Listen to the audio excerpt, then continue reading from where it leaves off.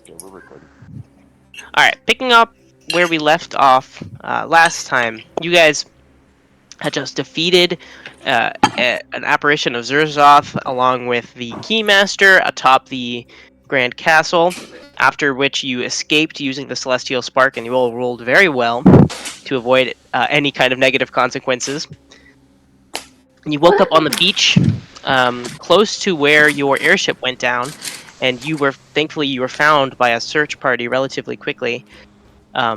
They recognized you immediately. They informed you that they had been searching for you for a long time. It's been 2 months. They fill you in on the ride back to the guild hall. It's been 2 months since you guys disappeared, which is shocking to you because you feel like you've been in the castle for only close to 10 days. So there's some kind of a temporal discrepancy there. Once you guys arrive back to the guild hall, you've had some time to rest on the carriage ride, and you're a little bit shaken up, rightfully so. You are welcome to this large, grand area. There's people eating. There's salespeople. As soon as you guys enter the room, everybody kind of stops talking and they look at you. And then one of the grand generals appears from the upper quarters, points at you, and motions you up to the topmost floor to the grand chamber to speak with you all. On your way up, people are staring at you like you're ghosts or like celebrities or something, which is a little bit odd. And then as you're walking, maybe one of you notice on the wanted board, there's a picture of all of you guys claiming that you're missing and that there's a reward for finding you. So it's clear that they've been looking for you for a time. Once you reach this topmost floor, you enter this Pass grand the bar in hall. the picture. Can I get a Yep. drink? Sure. The people who are handling you are a little bit annoyed that you're stopping to get a drink, but they're not going to talk back to you. Behind the bar, there's a portly dwarf with red hair. It's kind of braided, large beard. He says, "Oh, what can I do you for?" Man, I have had an epic journey. Do you have a drink for me and my fellow travelers to help us steady our nerves before we go up wherever this fine gentleman's taking us? He says, "Oh, on a scale of 1 to 10, how epic was your journey?" Give it an 8.5. I could sit Whoa. here and tell you the whole tale, but this guy looks a little impatient. Well, it sounds like to me you need the Skull Crusher Scramble. And he grabs this kind of hot, steaming liquid, pours it into an alchemy set with all these, strange concoctions. It's steaming. You kind of get the vibe that this guy is like an alchemist bartender. And he hands you this strange concoction. It smells kind of odd. And he says, "Oh, just give me your name and I'll add it to your tab, friend." Belvedere. And is this a sipper or a shooter? He says, "Oh, if you've had an 8.5 adventure, it's whatever you need it to be." I'm losing the accent. He checks his log for a Belvedere. He says, "Nope, no Belvedere. You'll have to pay now, my friend." And he puts his hand out like he expects you to know how much to pay. I nudge my good friend Danny Cobalt and say, "Pay the man." What? With the bag, you're the bag of holding with all the money in it. I will I say do? you guys have earned 0 money throughout your adventure. I don't think we have any money. I mean, you have all the money you had before you left, but it's not like you guys have had a chance to sell stuff or to. How much money did I have? It should be on your character sheet. I do know that you. I have 15 gold, I think. Yes. I'm pretty sure in D&D, like, gold is. Yeah. It's gonna be pretty cheap. 1 gold is 100 copper pieces. Yeah. So he basically is How much is he asking for? He's expecting 2 silver pieces for this drink. Does he have change? Does he have change? He's so pissed at you. No, he's not pissed at you. Your handlers are pissed at you because you guys were just summoned by the highest ranking official in the guild, and you're now looking for change at the bar. My good fellow, do you have change for a gold piece? Wait. Do we want to make 4 more? I mean, if we all have one, then we can just give him a gold. You guys. Is everybody in? I don't want anything. I'm good. Okay, it's been long enough. One of the handlers really angrily reaches into his wallet satchel, gets 2 silver pieces, puts it on the bar, and then is staring at Beldevere, expecting him to finish his drink quickly so that they can move on to their next part of the meeting. Right. And I toast in his direction and say, "To the guild," and I slam it back. You put, as soon as it touches your lips and your tongue, this is the worst thing you've ever tasted. But it is very alcoholic, so you should make a Constitution saving throw to see how well you keep it down. We have to do this in D&D Beyond because you haven't even unlocked. Oh wait, maybe my character sheet's in here. I can. I'm I getting think- there. All right, here's me, my character sheet. We're going Constitution saving Here, throw. I'll put you guys in I here. got a +2. Come on. You can mess around if you want. 18, fantastic. You get it down. It tastes horrible, but you are holding on to a nice buzz. You can tell that this guy's very experimental with his drinks, and maybe he's new or something. But he's the bar. I point to him and I say, "That's just what I needed." Slam it down. Look at the handler All right. and say, "All right, let's go." The handlers are both very impatient, but now they are excited that you guys are going up the stairs. As you guys go up the stairs, is there anything in particular anyone's looking for? Any people that you remember from the airship that maybe you're looking for? Or are you guys just all no funny business other than Beldevere, and you just want to get the meeting done? I would like to get paid, probably. That would help. So money is never unappreciated. Okay, you guys climb up this staircase. You enter this grand hall. There's a large war table in the center with these kind of a half crescent of chairs around it. They're labeled with the names of several generals. If you guys remember the name of General Elmsdragon from the airship, but there's a bunch of other names that you don't recognize. And then there's the largest chair at the table is Grand Commander. Sitting in that chair, there's a man, and he's expecting you. He's kind of paying more attention to the table than you all now, probably because it took you guys so long to show up. It is a nice table. It is a nice table. As you guys enter, he says, "Welcome! Just the adventurers I was waiting to see. I'm glad you made it home safe." And he goes to give you all handshakes in a line. He says, "My name is Audric, and I am the Grand Commander here at the Guild. We have plenty to discuss, so please take a seat." And he references to some chairs, not the general's chairs, but just kind of some commoner chairs on the other side of the war table for you all to sit. He waves his hand, and the 2 handler people you had both leave the room to go kind of guard the door on the other side. You all have a chance to take a seat. He kind of... How strong was the drink, really? I'm going to do a Constitution saving throw. Am I a 5 or a 10? You gotta be a 10.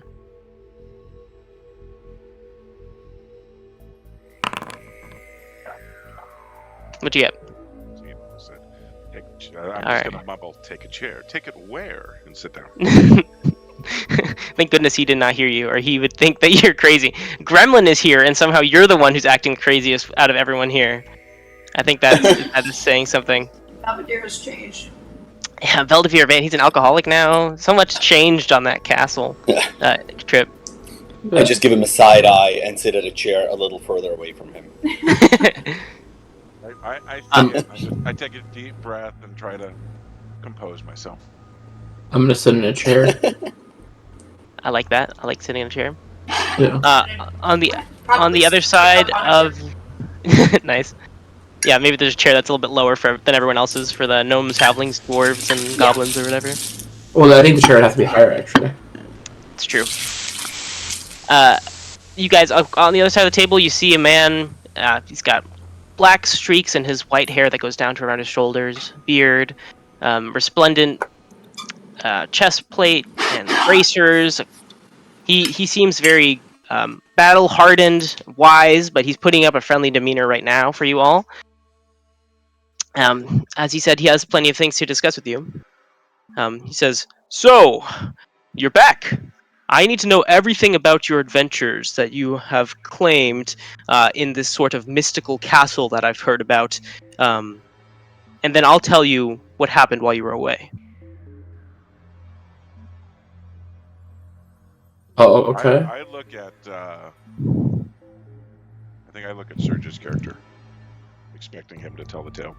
Gremlin. I go as famously the one with the And I best go, memory. okay. Whoa. I'll tell you what happened. Ooh. Everyone starts Then talking at I the same time. recount to the best of my ability. Yeah. I feel like I And we should. all start talking over to them.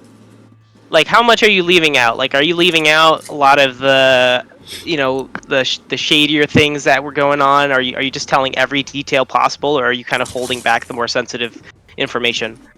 I'm gonna leave out everything that Holding makes back me the- look bad. Okay. And I'm going to Basically- leave out anything that has anything to do with me and the fact that this was my castle and that I was the one that caused the whole thing. Good call. Good call.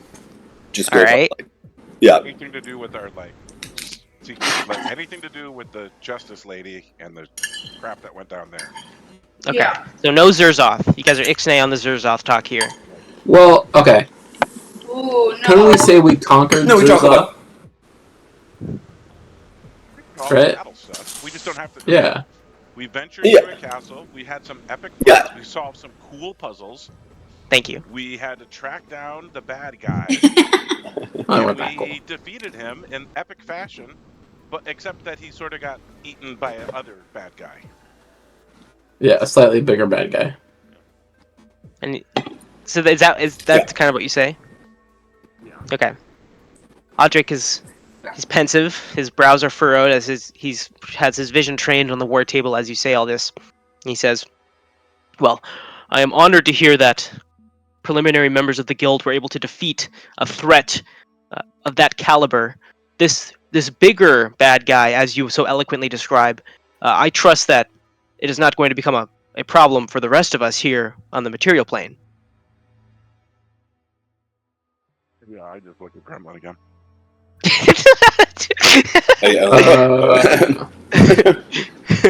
No, I mean it's. I think we tied that all up nicely. Alright, roll No, deception. we will never hear from him again. Roll deception. I don't. Okay. Out of context, I don't remember. Did we? Kind of. No, absolutely not. I feel like You we didn't- mostly Names did. the other bad, but like, yeah, we were too busy. Yeah, but we chose Let's be the honest. Yeah. out that included the possibility that he'll come back. somehow. Yeah, it was Like, you certainly didn't crippled it. shoot him with the Yeah. giant laser, but you did leave Yeah. him.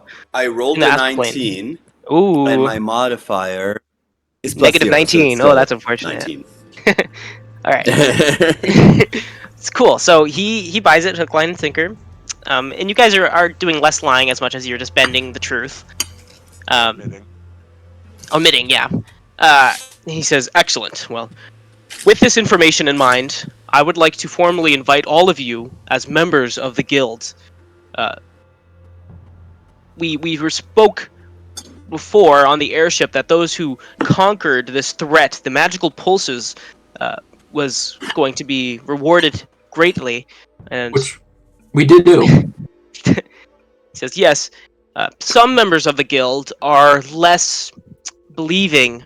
They believe it is a fair coincidence that you all disappeared, and as soon as you reappeared, the threat disappeared with you. Returned with your return. But I am to believe your story, and the magical equipment that you now wield, I trust you did not have when you entered the airship. I see you are wearing... Wait, Danny C, are you wearing the cloak? Fadim's cloak? I think so. Okay. It's like, I see you are wearing this magical piece of work here. May I inspect it? If it's from the magical castle, I would like to know its origin. I don't know if it originated in the castle, but yes, you can look at it. Do you hand him the cloak, or are you just kind of like showing it to him while it's on your body? I'm just kind of hitting some model poses. All right. Who has the best passive perception? I have 11. I have 12. Brownie have 11 as well. Why is it always so hard to find this?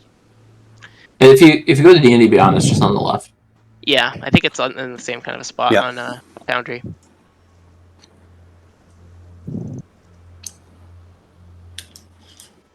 I don't know where. Oh, 16. I wouldn't find that. So PJ, you notice that as Audric is inspecting the cloak, his eyes dart to a small insignia that is placed close to where the nape of the neck of the cloak would lie.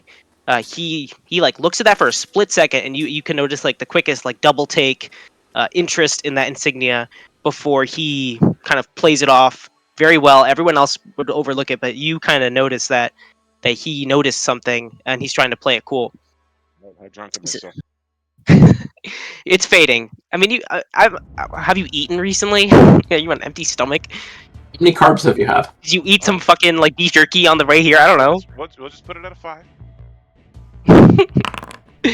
All right, 16. PJ really wants to start like puking in the Grand Commander Champion or something. You're playing your character. I respect it. Yeah, no, I shoot a look to. Is Odric looking in my direction? No, he's now walking back to where he was before on the other side of the war table. I make a hand signal to Danny, and I tap my finger on the same spot, where the insignia would be, to let him know. Do I recognize this insignia? Yeah, you recognize it as you don't know what it is, but you recognize it. It's on a lot of Padim's blueprints, and a lot of his workshop had it on the wall, but you never, whenever you kind of try to ask Can I do a about history it, check? Or... No, I just don't know. There'd be no way you know about it, because like every time you try to, tried to ask Padim about it, but he's kind of like brushed it off and just said it was something that he knew about. What's going on now? So like, I summon my resolve and sober my ass up. You could do that. Goddamn. The power of Torm compels the alcohol to leave your bloodstream. The power of Torm compels you. Actually, I just eat some like pemmican instead. Yeah. Where did you get it? Where did you have it? Did you pull your whole like pouch down and you're like jumbling in there in the middle of this war meeting to get some bread? It's always in my sleeves. Pemmican in one sleeve, bread in the other. We're learning a lot about Belvedere here, everybody. Odric he's kind of pacing now, thinking about the story you told him and everything. He says, I trust that you do not know the effects of the calamity that happened while you were away. You haven't been told, I'd assume. Oh, we were in We were chased. We were nearly beaten to death. A couple of us died for a minute. The effects were us going. They got better though. They got better though. To fix the problem for you all. I'm speaking. I'm sorry if you misunderstood. I'm speaking instead about the effects here on the material plane while you were away. Oh. Yeah, the postal service was rather spotty. Odric, he has a wry chuckle. He doesn't smile with his eyes, just his mouth.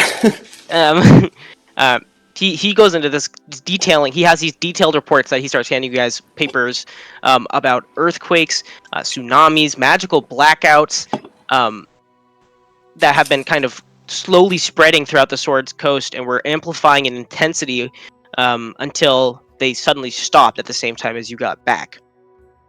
And he... Or anything that calls out like a particular impact on a temple, especially Torm's temples. You in the folder that you were handed, you noticed that kind of in the middle of it, in the bottom-ish middle, there is a file that is redacted, like part of it's crossed out, like the location and some of the information on it. So you immediately notice as that, but like the image that they have, or the rendition of the image, you recognize it as your temple, not just any temple, but the temple that you originated yourself from. Sitting closest to me. Let's say the order is Betty on the leftmost edge, Gremlin, Danny C, and then Belvedere. So I immediately show the redacted part to Betty. Is this in yours? Alright, do you saying this like so loud that Odric can hear you and see you? Yeah, I'm set.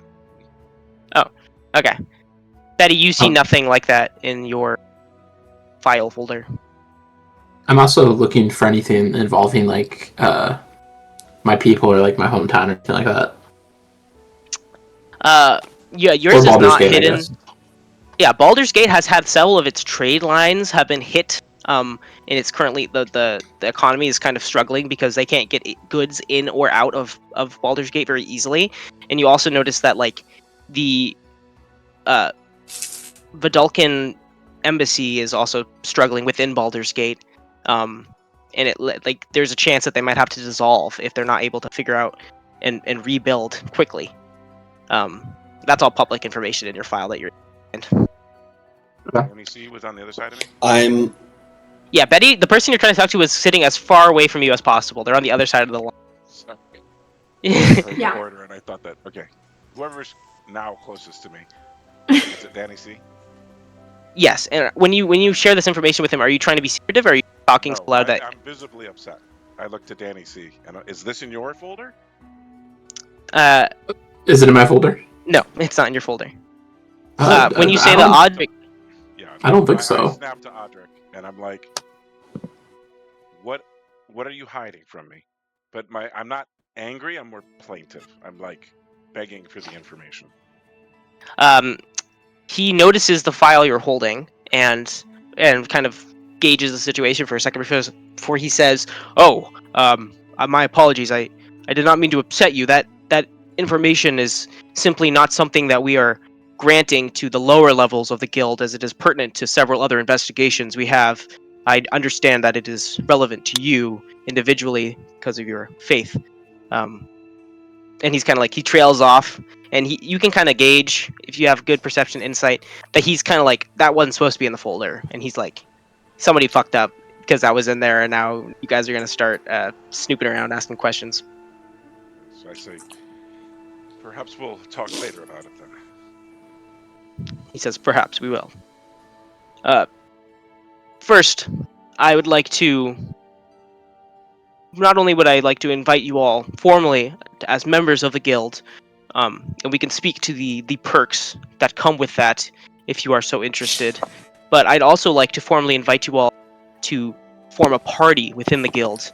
I understand that you were all strangers on the airship, and you had a very, tumultuous adventure within the castle, but we are in a great drought of manpower and of coordinated parties at this due time, thanks to the calamities that spread across the Sword Coast. And if you are willing to join as a party, then we can work together to accelerate your ascension throughout the ranks of the guild. Sounds pretty good to me. I look around and just kind of nod at everybody one at a time. I'm like, yeah, I'm down. go. We never turn down a good party. Like that. Betty? Betty says the same. Yeah, she's just like looking around. Eye contact. Yep. Okay. He says, fantastic. I will have the paperwork drawn up soon. And then he claps his hands twice, and a gnomish woman comes in with a big scroll and a quill, sprinting in, takes directions from Audric. He kind of explains that you guys are going to be going through the process of being signed up. And on her way out, some of you might recognize her as the gnomish lady that you spoke to in the Grand Arena before boarding the airship. And she kind of recognizes you guys too, and it's like, "Oh, it's great to see you guys are back and you're joining the guild. It's gonna be great." And she dashes out of the room. Many busy things to be done. He says, "Now I understand you may be looking for some time away from official guild activities due to the recency of your most tumultuous adventure. But if you have any questions, I would be honored to answer them to set your minds at ease." Which way to the quartermaster? Meaning, how do we get paid? He says, well, you are adventurers after all. I can assume that monetary incentive is high. You will all be paid handsomely for the adventure that you have already completed, but now that you are official members of the guild and officially ranked as a party, your payment will only increase with your rank. The quartermaster is one floor below me on the other side of the bar. Is there anything else anyone would like to ask me? Can I ask about what's been happening in the city while we've been gone? Where are we? Where's the guild hall? The guild hall is it's close to the center of the Sword Coast region.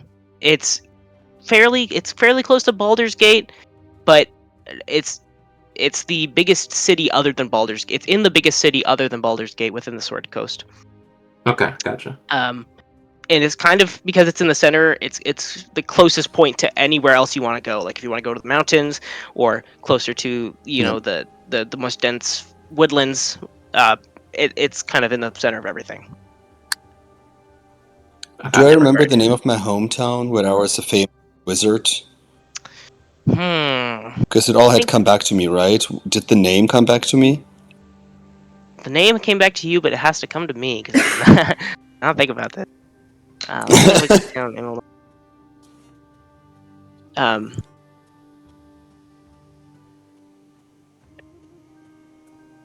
You resided in the town of Hollowbrook for a large portion of your life.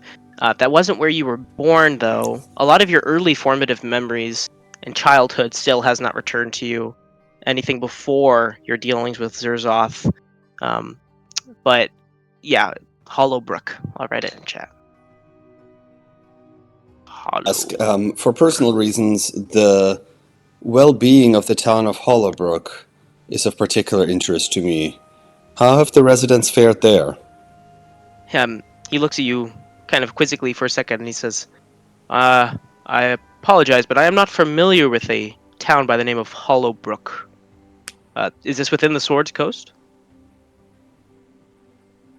Good question. Do I know that? It is. You know it is. You're confused because he's telling you that the place you used to be doesn't exist. Yeah.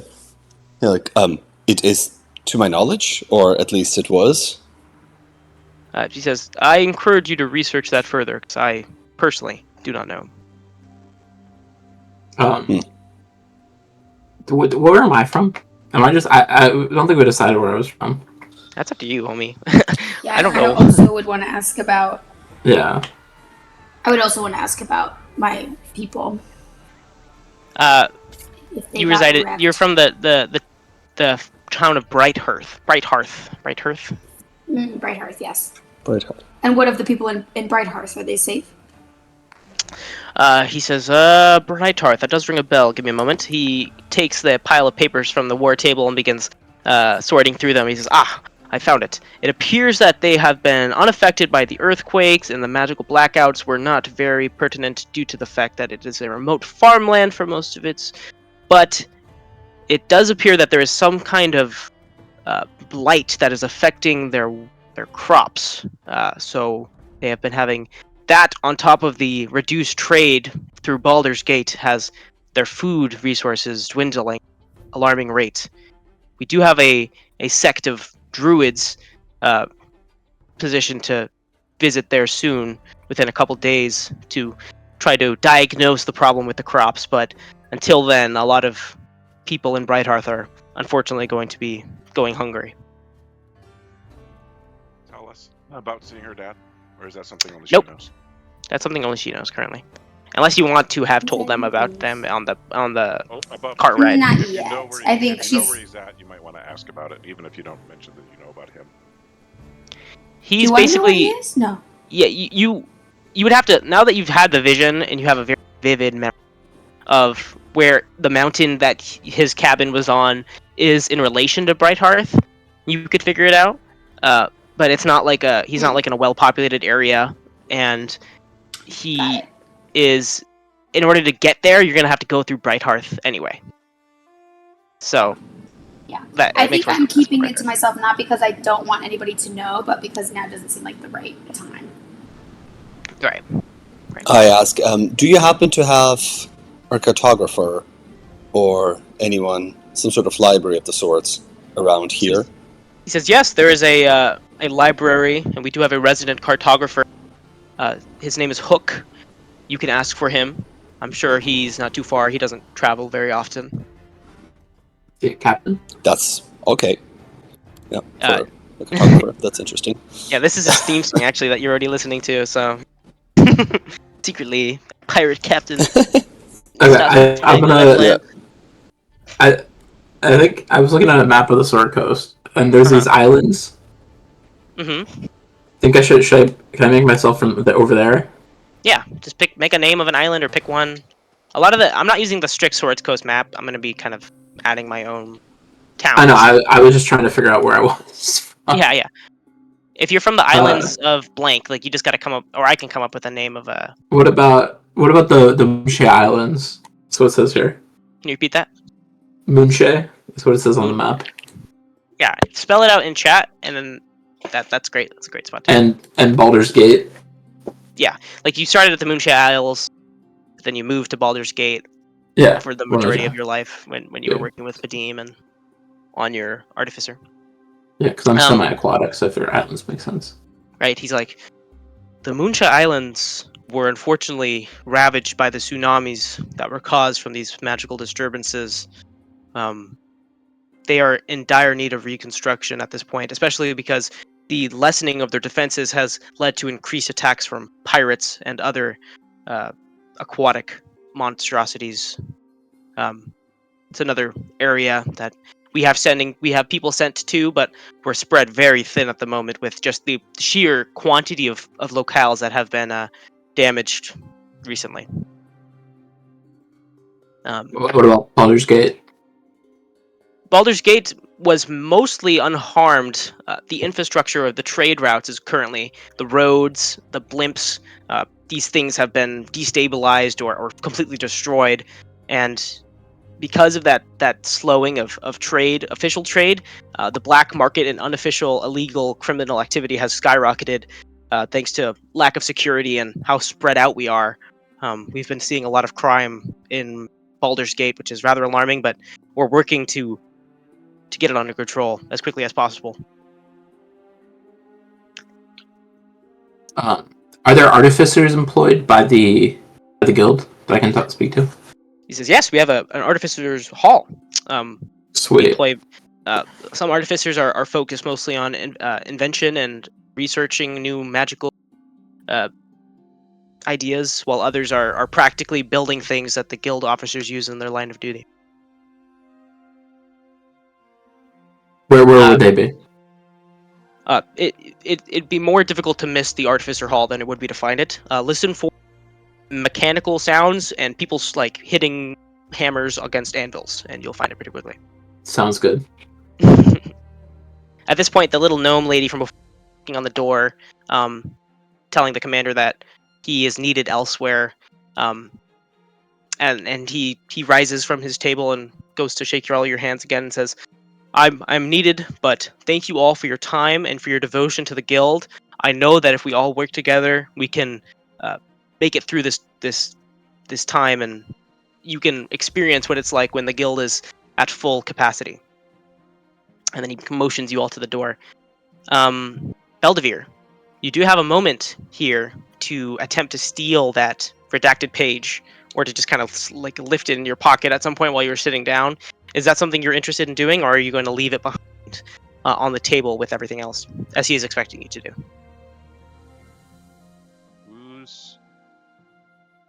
Would I know who's got the best dexterity? Because I've only got a +1. Yeah, you would kind of, at this point, I think you know everyone good enough. Unfortunately, none of you are particularly talented in dexterity. You don't have any rogues or anything like that, or rangers. It's +5, just sleight of hand. +5, just, yeah, it would be sleight of hand if you're just slipping it somewhere away. Yeah, Danny C +5 sleight of hand. Looks like it's going to be your best bet. So I'm going to make. I'm going to make a hand motion to Danny to make it clear that I'm interested in getting this page, and then I'm going to start collecting up all the folders and pass them to Danny to add it to his, with mine on the top. My fingers on the page, even though it's closed, my fingers like holding it open as I pass it over to him. So hopefully he kind of catches on that I'm hoping that as he takes this from me, he's going to slip that out before putting the full pile on the... Did he ever say we had to give back the folders? He didn't verbally say it, but he's expecting you to. He mentioned, like, he put his folders on the table. If you guys just left it on your seat or something, then he'd pick it up and put it on the table. I'm gonna move to put my folder into my bag. Just so I can read it later. Which folder is your folder? The one I have, but I'm gonna put his folder inside of my folder. Like, so you're trying to take the Moonshae Isle folder put it in your bag. I feel weird about. I feel like we don't need to do this. I don't know. Well, yeah, that is a in-character choice that you can make, Danny. That you understand that Belvedere is trying to conscript you into stealing this so that he can investigate it further, because Belvedere thinks that they're trying to hide something from him specifically. Well, they very clearly are, but I mean, like, it's all redacted, isn't it? Well, there are methods to remove it. I mean, you guys are in Magicville, you know. There's probably somebody who knows how to magically manipulate the page and remove the redaction. Well, I'm just gonna move to put all of the folders into my bag. Okay, but as soon as you start doing that, Audric is like, "Oh, excuse me, I'm so sorry. These folders are incredibly important. We only have one copy at the time. Oh man, what's the name of somebody who copies things a bunch? Like the people who write it out. Scribe? A scribe. Yeah. Yeah. You just gave us each one. He says, "No, those were just for here to view them. You can come back at a later time, with the presence of an officer or a handler to view these at any point, but you cannot leave with them. We need them in order to continue our information." Oh, okay. So in that moment where you were taking them out of your bag, it would be very easy to leave one of them behind sneakily. I'm gonna leave one of them behind sneakily. Is it Beldevere's? Yeah. Okay, roll me sleight of hand with advantage, because you did a good job of 25. Yep. I think that probably works. That's a nat 20. There you go. Can we get some air? Two folders. Yeah, let me take the folder about the Moonshade Isles too. Yeah. You also rob the commander while you're at Yeah, it. the commander's wallet just vanished from his pocket, and he didn't know about it later. Yeah. So yeah, you've managed to finagle the redacted Torm Temple and the Moonshade Isle folders in your bag without anyone noticing. There's so many of them. Yes, into your bag of holding. You guys are able to leave. Audric, you guys see a very large man is kind of like waiting outside the door, and as you leave, he kind of nods at you and walks in heavy steps into the war room, and the door closes behind you. And you hear Audric and that man are kind of having a spirited conversation, raising their voice a little bit. But you can't tell what they're saying. You can just tell they're kind of loud. And now you guys are free to roam the guild hall, and make your decision of where to go from here. You kind of have a lot of leads, a lot of different locales that you know are in distress. Depending on how far away it is, you're going to have to travel. At some point, I think that you're going to meet up with somebody who kind of explains a little bit more about the perks of the guild. I'm just going to read it out to you. You guys are in the guild now, so there are these guild safe houses that are spread out across the Sword Coast. And if you go there, you can get food, you can get materials and equipment and stuff. You do have to pay for it, but it's going to be a lot cheaper than getting it from a store. So you have access to those. There are bounty boards in all the safe houses, including this one, that have little side quests that you can go on, and those are only available to guild members. So now you have access to that as well if you just want to go to do something quick and easy. And obviously money. You guys are all going to get paid 100 gold pieces each for this first mission. And you have access to... We are rich. Yes, and they're talking about how you would have gotten more if you were higher in the, rank, and then basically because you guys weren't technically guild members yet, they don't have to give you that much, but they're very receptive because you did kind of save everything. So, feel free to add that to your bank, and now you can go shopping if you guys want to. There's a shop within the guild. There's also more special. If you want a specialty shop, you're gonna have to travel a little whiles away, but it might be worth it depending on what you're looking for. You're also given the person who's explaining this to us. I asked, so how do we know who else is in the guild? Like, did we get a tattoo or? He laughs and says, all guild members are granted a special ring that they can use in order to prove their allegiance to the guild.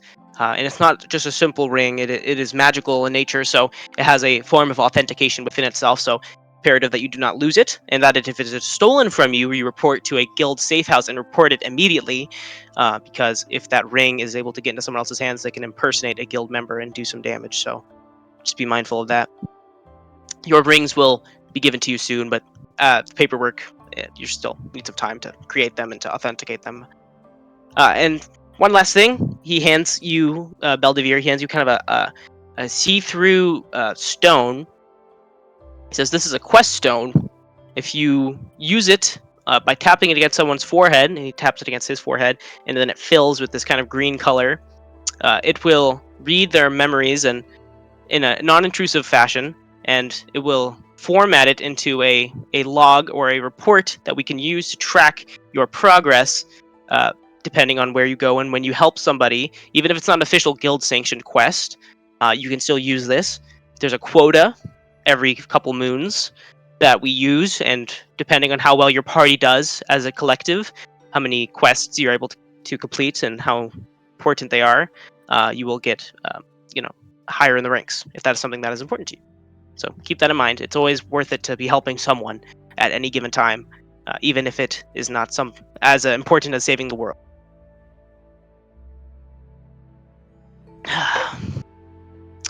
Then he kind of hands you all that stuff. One of those, or just Belvedere? Just Belvedere. I mean, it's one for the party, so okay. You can put it wherever to whomever deserves it, but it was handed to Belvedere because he was closest. Was it less than 2 pounds? Yes, it's kind of interesting. It's like it's weightless almost. It's like it's made of glass, but it has the tensile strength of a real stone, but it's not as heavy as a stone. So it's clearly some kind of a magical, mass-produced device that they've cooked up in the Artificer Hall in order to authenticate quest completion. Danny, and I say, please don't use this for your catapult. Yeah. Well, it's not around 5 pounds. Should be okay. I'm gonna put it in the section of my bag of holding that has like all my papers and stuff. Okay. Yep. You guys are free to explore, to rest, to start planning your next mission. As long as you go somewhere and start helping somebody, right now the guild will be cool with it, and you'll be able to start working on your quests. So we heard that the druids were going to go help. I'm gonna slip on the ring. You don't have the ring yet. When do we get the ring? He said it was gonna take like a day. So basically, by tomorrow, you'll have access to. Basically, you're stuck at the guild hall for a day because you can't. Not that ring. Shipping over here. It's crazy. Hey man, it's a day turnover. It's not bad. I want to go to 2 places. Did we already? Was that guy the quartermaster? The guy who paid us and stuff? Yeah. Okay. I personally would like to go to the library and then to the Artificers Guild Hall. Okay. To go find a shrine, hopefully a shrine to Torm directly, otherwise a general purpose one. Okay. We're saying what we're gonna do and how we're gonna meet back up right now. Right. Yeah. Yeah. Gremlin, are you also headed to the library? Yeah, I might just go there now. I also want to find Hook. Oh, right. Photographer. Talk to him. Yeah, exactly. Okay. But Betty, I can start with the library. Well, Hook is probably in the library. That's what Audric was telling you. Right. Yeah. Yeah. Betty, what are you planning on doing in this free time at the guild hall? Because everybody's just left, right? Or everybody's about. Or can I? Yeah, we're kind of splitting up. What's up? We're gonna go, and then how we're gonna meet back up when it's time to get our rings. Okay. I think I want to tell everybody about what I learned about my dad before we all split up. Okay. We should go find a quiet. I want to see if I could pull everybody aside. I just feel like I have another opportunity to share this pretty big thing. Mm-hmm. Yeah. Go tell it how you would tell them in character if you can.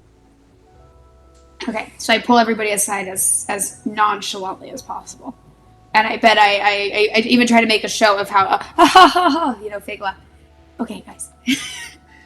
When we were leaving the castle and coming back to the material plane, I saw a vision of my father, who is missing, presumed dead. And I never thought I'd see again, but I think there's a specific place in Brighthearth where he is. And I think I need to find him. Sounds like Bride. What? Say something. This is insane. No, Well, it's on the. Well, we can certainly try it. Can we give ourselves a quest? Yeah, the Audric was kind of telling you that you could go. Basically, everywhere is currently kind of having something bad happening. So no matter where you go, if you go solve something and then come back, then you're going to be helping out for all, right? Sounds So like a good first place to go. Is it on the way to Baldur's Gate? No, Because I need to check on my shop.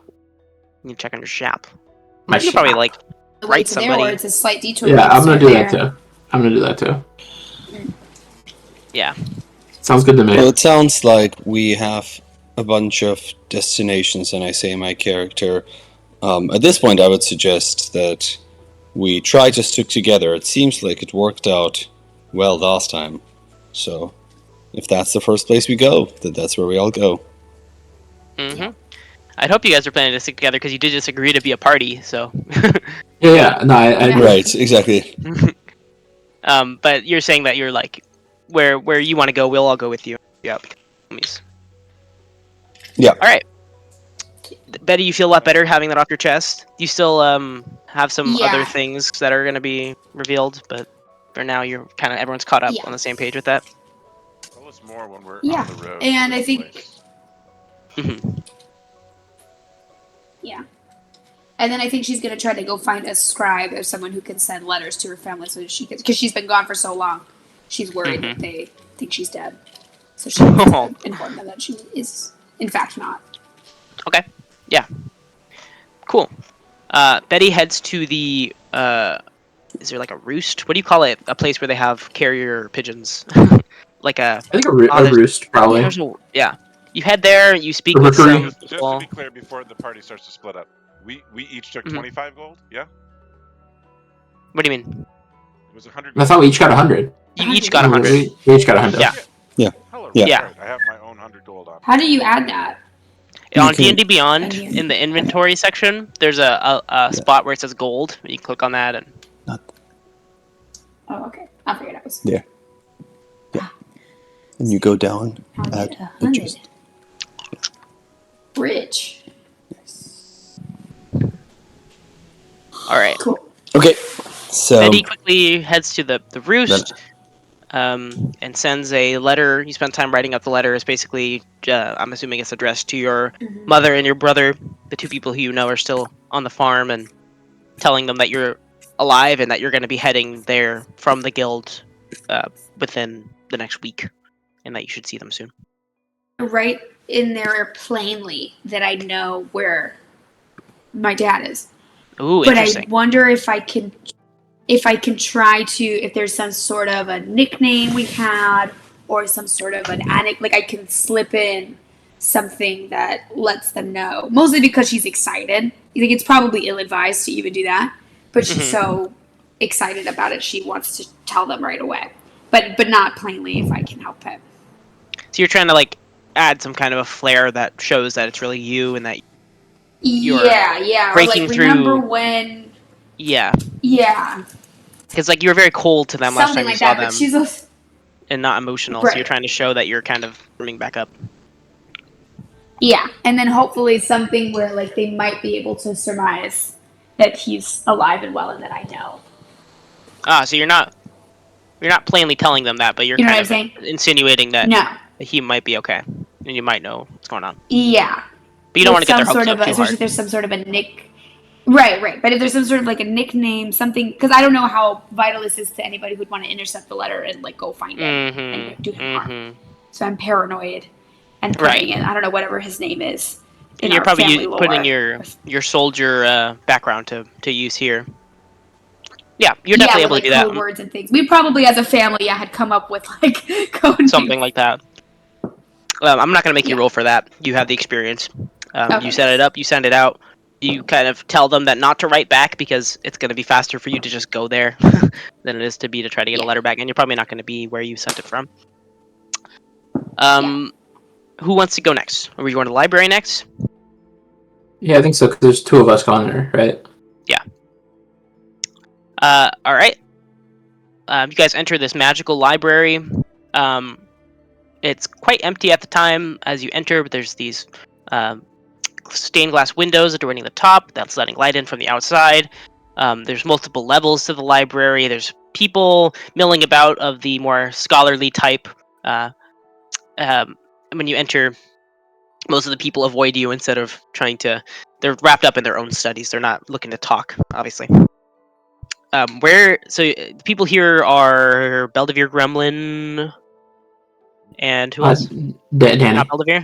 I don't So know just if Belvedere's Danny Gremlin. Okay.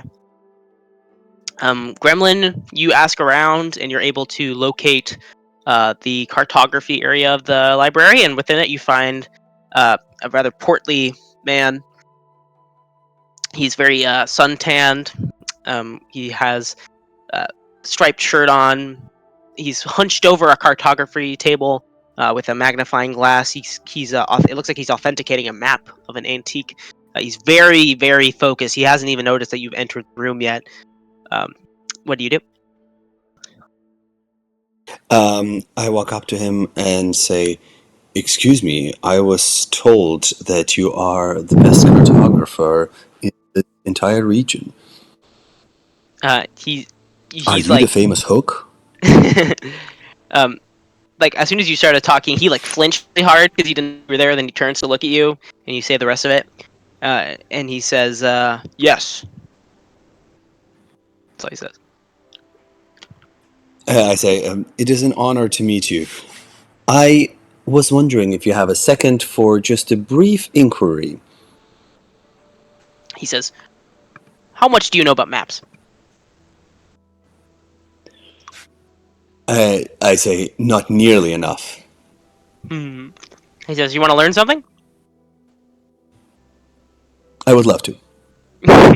He sits you down, and for the next probably 30 minutes, he just goes into extremely deep detail about the map that he's working on, the origins, the history of it, the kind of parchment they use, the ink, the way that the ink was raised. He goes into the restoration tactics and how he moved the ink from one area to another and restored this brilliant sheen on it. And he's talking for so long that I want to know: are you interested? Are you feigning interest, or are you just bored out of your mind?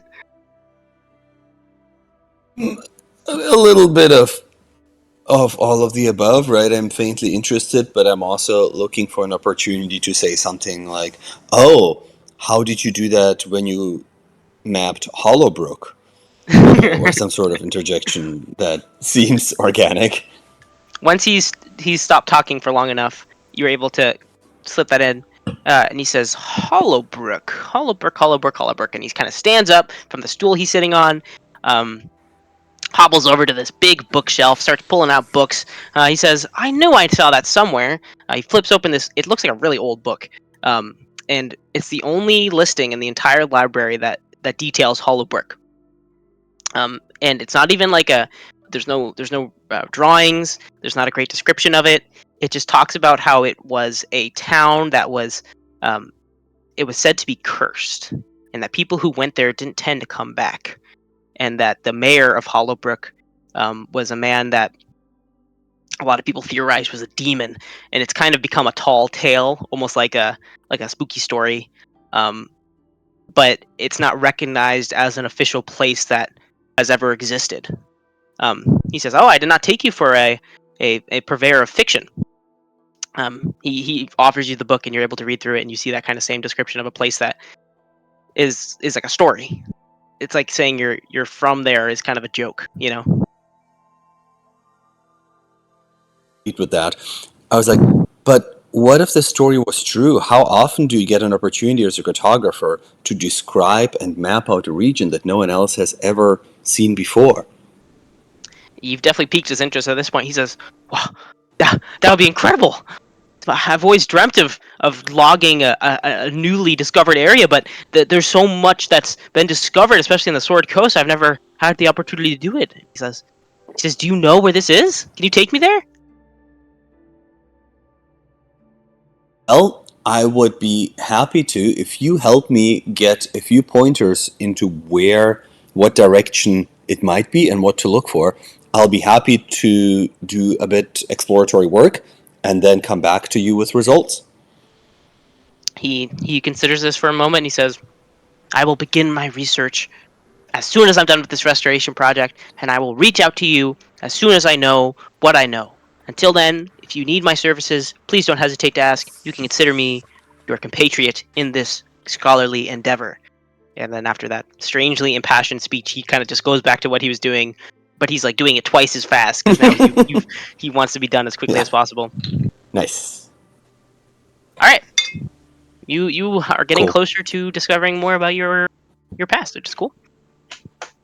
Next up, Danny C. You are in the library. Tell me why. I want to look for anything related to like the symbol that's on the cloak, and also to see if there's any like books about like artificery or anything like that. Okay. How good is your investigation? Probably very good. That's pretty good. I think it's a cool +7. All right. Well, roll me investigation just for shits and giggles. 18. 18. On an 18, you're scouring these books in the artificery section, looking for this symbol or anything relating to it, and you're hitting a dead end for a long time until eventually you find a book that's detailing the several different symbols that represent old artificer guilds. And it has the symbol and then a brief name and a brief description of what the guild is, what they represented. There's like 64 of them per page, 300 pages. You're like, man, I'll just look through it. Eventually you find that symbol. It's faded as if somebody tried to erase it but didn't do a good enough job. Where the name and where the description are is just completely blank. But you do know that it is an insignia that represents an old artificer guild. Can I use magic to see if there's any way to actually figure out what it is? Well, when it comes to restoration of old text, that's not really your forte, but there probably might be somebody nearby who can do that and help. Can I check this book out from the library? Yeah, sure you can. Definitely. That's what it's there for. I'm gonna do that. Talk to the librarian, this nice older lady. She has large ears, curly hair. She kind of starts having a really long conversation with you about what you're checking out and asks for your name and everything, and she's kind of old, so you feel bad about interrupting her and telling her that you don't really care. Well, I'm interested. You're interested? Okay. You look into you into the grannies, Danny Cobalt? No, I just want to hear you do an old lady voice. Oh, a long time ago, my husband Byron would come to the library and check out these books, and we would laugh and read and entertain ourselves on scholarly activities for nights and nights. We buried him in the graveyard 13 years ago, and since then I've been so lonely. Smack, is she hitting on you? He says, if you ever are looking for anyone Definitely. to spend time with, please come back to the library. I love her hair. I don't know but I know this very lonely cleric. He says, "Oh, a cleric! I love a man of religion." Would you happen to know anybody who's good at restoring books? He says, "Well, best person to talk to would probably be Hook. He's our cartographer, but he's also known to do restoration projects around the library when he's not focused on his other work." Well, thank you. Of course, I'll return come this back book anytime. post-haste. And then I'll I'm take your gonna... time. Thank you. I'm gonna look for the books about artificery. That's where you just were. No, I thought that was I was looking for the logo. Yeah. You found it in the section of artificery. Is there anything interesting about artificery that like I can use? I think you would have to be looking for something in particular, like a specific. Can I rock see if there's or like- anything that matches any of the blueprints or notes that I got from the castle? Because some of those were incomplete. I think that you'd be able to find maybe the names of like similar blueprints and then find out the name of the person who made that blueprint. But these people are all long dead. Like the scrolls you were finding were ancient and they're uncatalogued, so no one else knows about them except for you. So if you could take it upon yourself to write it out and then submit it, if you're focused on conservationalism, but it is interesting to know that you're the only person who has access to these scrolls and these blueprints that are top-notch blueprints, like by the greatest minds to ever live. But you just have to know. You don't know currently if you're talented enough to build it. Yeah, I'm gonna take notes on them, on like who created them. Yeah, and you can add to see if that'll help me. See if that'll help me discover how to actually use them. Mm-hmm. Yep, definitely. Belvedere, you are looking for a temple, yes? That was my first stop. You reach this kind of courtyard area. It's outside. It's currently a nice day. You can kind of tell that a lot of the people are on edge, because up until yesterday, people thought the world was going to end. But some kind of normalcy is returning. People are working tirelessly to keep things, under control. You see soldiers leaving the armory in droves, heading out to the main road. They're nice, quiet.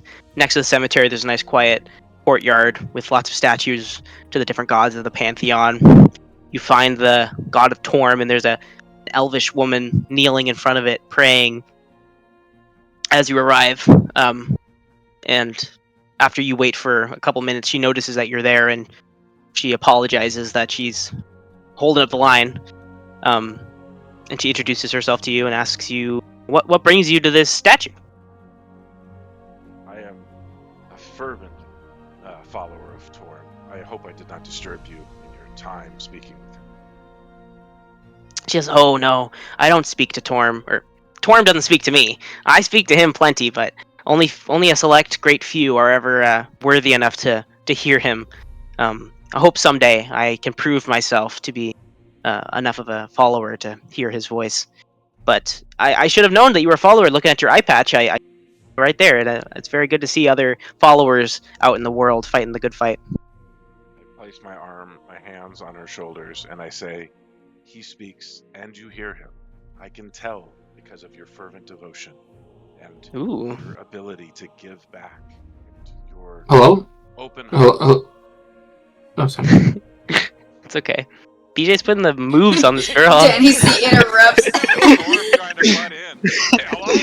Hey, hello? Is this thing on? Can you hear me? The call dropped for like 10 seconds. I had no idea what was going on. PJ is putting the moves on. I'm doing my religious thing. You don't think you're putting the moves on her, but she is feeling the moves. It's like, oh, she's blushing a little bit. She puts her hand on your hand on her shoulder, and she says, "Well, I hope that keep the temple in your prayers. I heard about what happened there, and it was just so terrible. I hope that they make a swift recovery." Be going there next. Are you headed that direction anytime soon? She says, "No, unfortunately, members of the guild are being sent away from the temple. They say that there's some kind of a cleansing that needs to occur there before it's safe for the reconstruction to begin, but that's so terrible. So many people need our help, and they're telling us not to go. It goes against everything I've learned." Well, But we all must do what we think is right, though. And she says yes. What is your occupation? She says, "Well, I hoped someday to be in a party, an adventuring party, but for now I'm a scholar here of religious exploits, and I do my best to maintain the cemetery and in the courtyard that you're in, and they pay me a good amount, but I always dream of adventure, See, well, I'm certainly willing to come. We're open to bring you along with us. Should you get the ability to join, please don't hesitate to ask." She's like, "Oh, you're an adventurer? Whoa, I had no idea. I knew I recognized you from somewhere. You're one of the people who disappeared, weren't you?" Yes, I'm afraid we had a long and arduous journey that we managed to survive, barely, and it's now time for us to take stock of the things that still need to be worked on here. She says, like, "Wow." Curious. One of my tasks while I'm here before I go out again, and I take off my amulet and I show it to her, my eye amulet, my eye patch, and I say, while I really enjoy this, I was wondering, do you know if there's anyone here who would be able to imbue this with some magic so that when I look through it, I can see more than the mortal eye can see? She says, that may be possible. I think the best place to go for that would be the artificers. But I can see what I can learn. How long are you here before you leave again? Possibly just a day. Oh, well, it'll be a tough search, but I'll see what I can do. It was a pleasure, Belvedere. And she goes to shake her hand. She says, whenever you're back, please find me, and I'd love to hear more of your adventures. Thank you again for all your help. And she's walking away, and you realize you didn't ask her for him, so it's gonna be kind of awkward. You don't know who. Start praying to Torm. I'm like, Torm, Okay. Torm, maybe sometimes I should get to Smash. Who was that? Hey, man. As you're as you're praying to Torm, in the past, you've heard Torm talk to you. He's written you letters. You guys are like pen pals, kind of. You're kind of homies. You've been the center of multiple prophecies to the point where you don't know which one is true. But it is probably to Torm's relief that you're still a fervent believer, despite everything that happened at the castle. As you pray, maybe you bust out into your song that you've been kind of working on that people tend to love. After praying for a while, as you're done with your final sermon, and you go to leave, you hear a drop of liquid hit the ground behind you in the direction of the statue. And when you turn shoulder to see it, you see a single drop of blood is currently streaking down the tear duct of the statue, heading towards the floor. Yeah, it feels ominous, yeah? Yeah. Statues don't tend to bleed. I don't know. I'm not a statuologist. I remove my amulet again and catch a drop of the blood in it. Mm-hmm. And Okay, put cool. it back on, and I've got that for later. I will What? touch on it more later. Is the blood like in like a reservoir or something? I let it congeal. I mean, well, Okay. You don't have like a vial or something, dude? No, I think I think you'd be able to produce a small vial of some sort, or a containing thing to put the blood in. But it is catch it interesting. in my cup Tupperware that I carry everywhere with me. Then. Okay. All right. I think that's everybody, right? Well, I was still gonna, I guess, ask Hook about restoration. Okay. You're entering Hook's room and you see Gremlin leaving, which is pretty funny. I give him a little nod. Mm-hmm. Hey, did this guy tell you anything about like restoring? I was gonna ask about it. He seems a little laser focused at one task at a time, but he certainly knows his stuff. If you have an hour or two, I'm sure he'll tell you all about that. Well, we can't leave until tomorrow anyway, so. Yeah, so True. much as well. Yeah, so I'm gonna ask him. All right. You go in there. You see that guy? He's scribbling furiously on that map, trying to restore it. And as soon as you enter the room, he's like very on edge. He turns over. He says, "What do you want?" Oh, I was talking to the head librarian, and I have some documents and some books that I need to restore. And I was wondering, and she said you're the best. Like, the best in the whole world at doing that sort of thing. So I was just wondering if you could teach me some, so I could try to do it. Just teach you? Like, so you can do it? Yeah. If you leave it with me, I can do it. I am apparently the best in the world. Well, you seem very busy right now with your map. I'm a pretty smart guy. I feel like we can succeed better if you tell me how to do it, and then I'll bring you the results. Huh. Okay. Yeah, sure. I guess I could teach you the basics if you come sit here. And he gestures to his workshop table. He says, "So, what are you trying to restore?" Oh, I found these old documents and blueprints from my old master. I'm trying to restore them to a state where I can figure out if they're usable or not. He's looking at the blueprints, and he's kind of like in disbelief at first. I'm not producing the blueprints. Okay, what are you showing him? You just showing him the book? Well, I want to learn on the thing he's using. He's already doing. Oh, well, he's working on a map, which is a different. Is a different type of deal.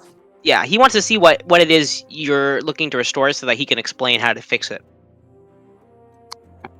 Oh, I see. You don't want to show him. You're suspicious. I'm suspicious. I'm naturally suspicious. Uh-huh. Because I don't know if he's so good at restoring, maybe he may have also been who they used to unrestore it. That's true. Yeah. He says, if you want to just watch me restore this map, you might be able to pick up some things, but if you show me what it is you want to restore, if it's just a book, then it shouldn't be too hard to produce that, and then I can give you a nice detailed list of the things you need and exactly how to do it, and we can be out of here lickety-split.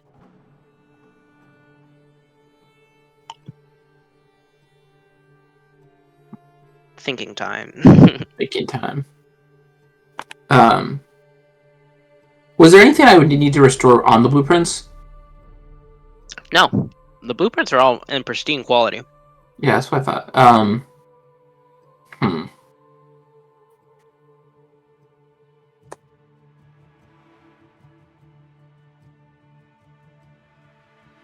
Well, it's nothing too complicated, actually. It's just there's a book, and certain areas of it have just been erased. Just like totally erased, because that doesn't just happen like on its own.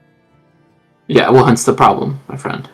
And restoring something like that that's not something you're able to learn how to do in a night. That's a kind of deal, you know. But what if I were to start doing it? You just take a seat, and he refers next to him, and he kind of shows you the basics of restoration, of analyzing the frame or the surface and finding out what was there before, and then slowly working on it underneath a tight microscope. And there's some small magical implements you can use. If you come to the guild library, they have them for rent. You can kind of take them out and use them, and then give them back.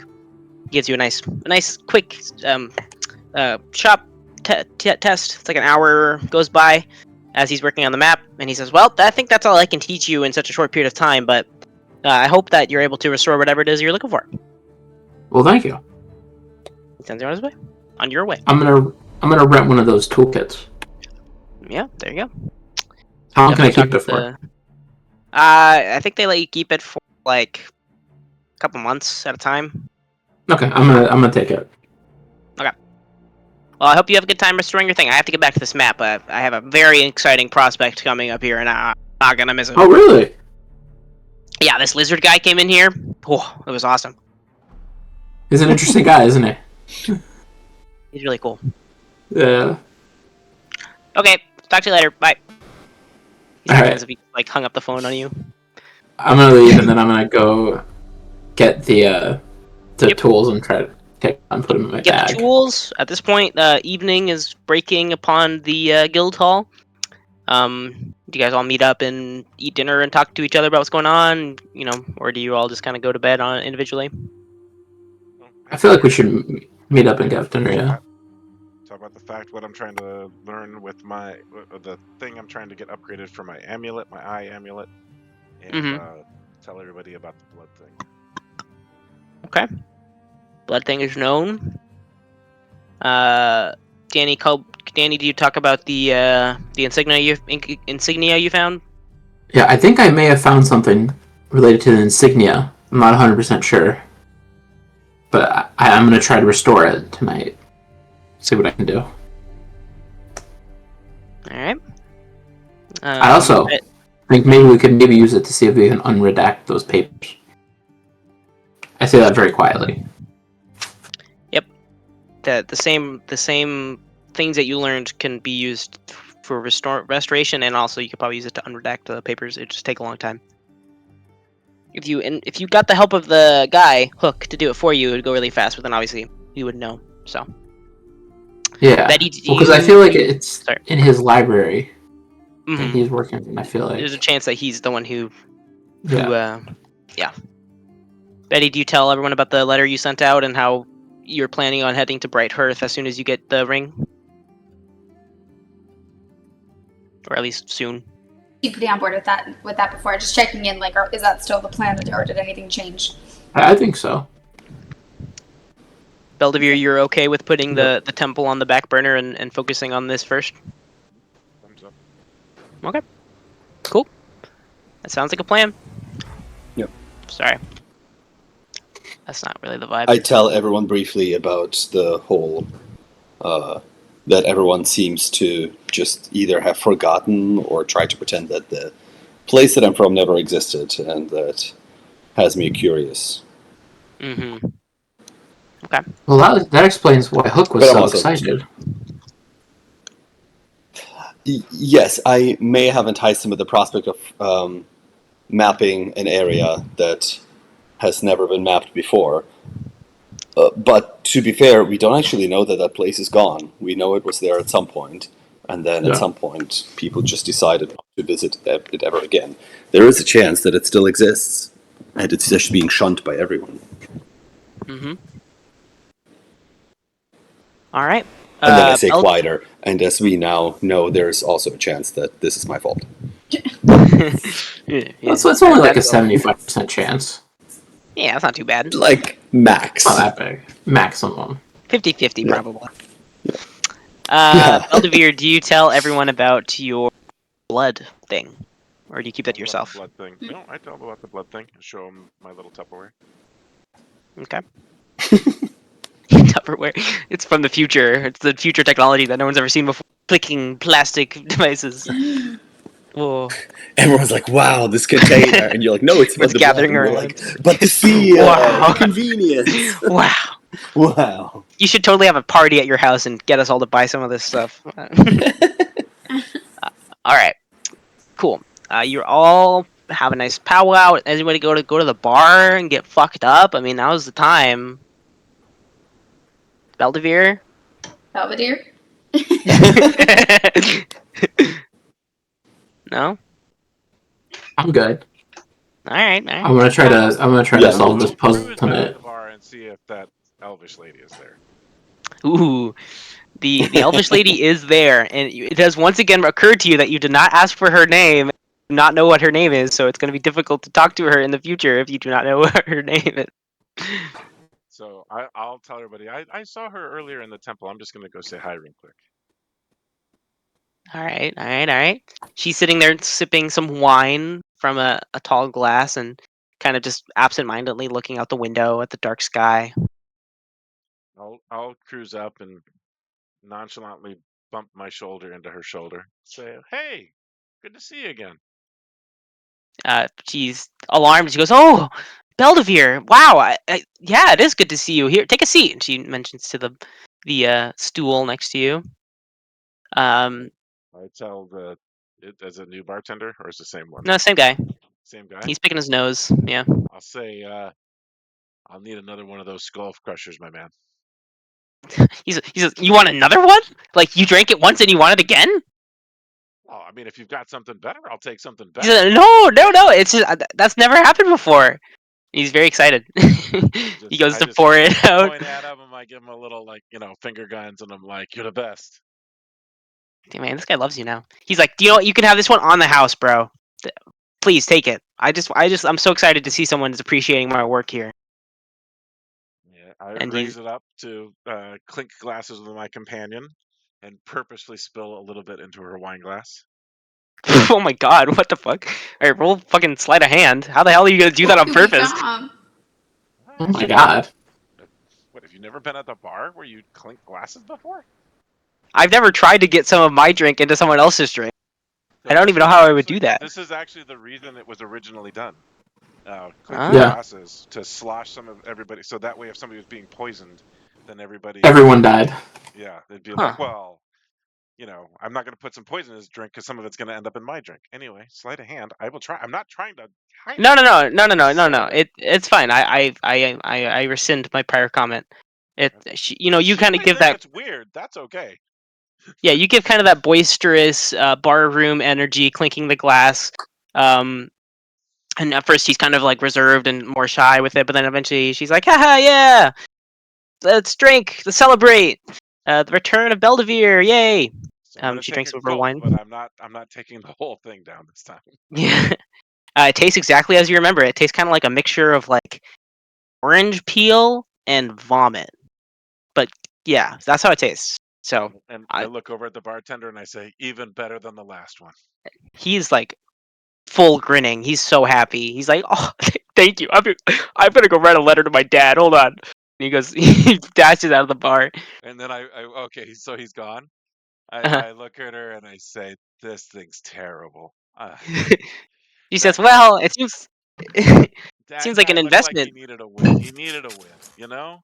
She says, "That's very noble of you. You're such a hero. You know that."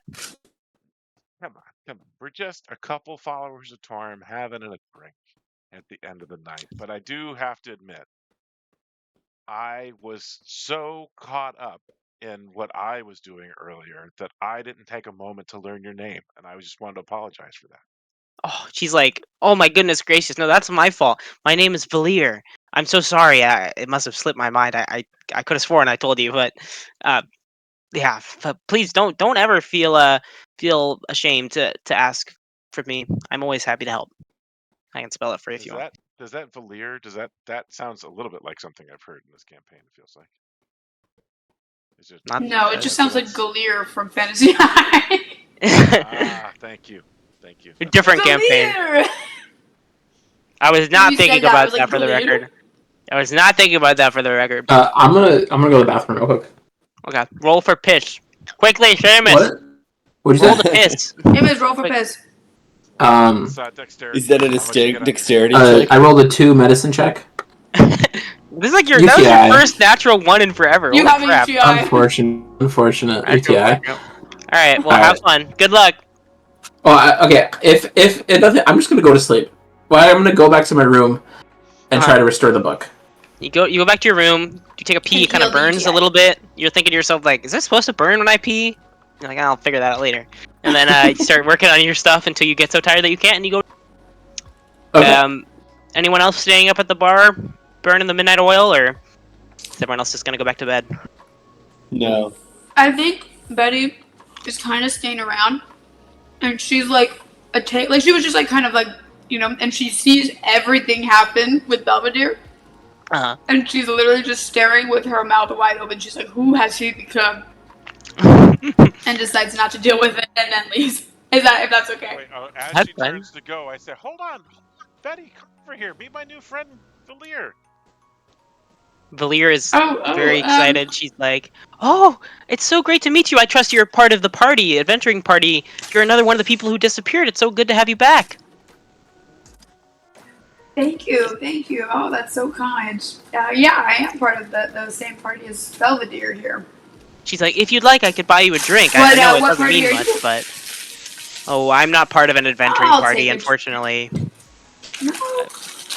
No, You I want wish to? I was. Someday, that's my dream, is to travel the world helping Someday. people, but for now I'm stuck behind the desk doing the work that no one else wants to do, But, Well, if anyway. any day we have any pull, we'll do our best to help you out.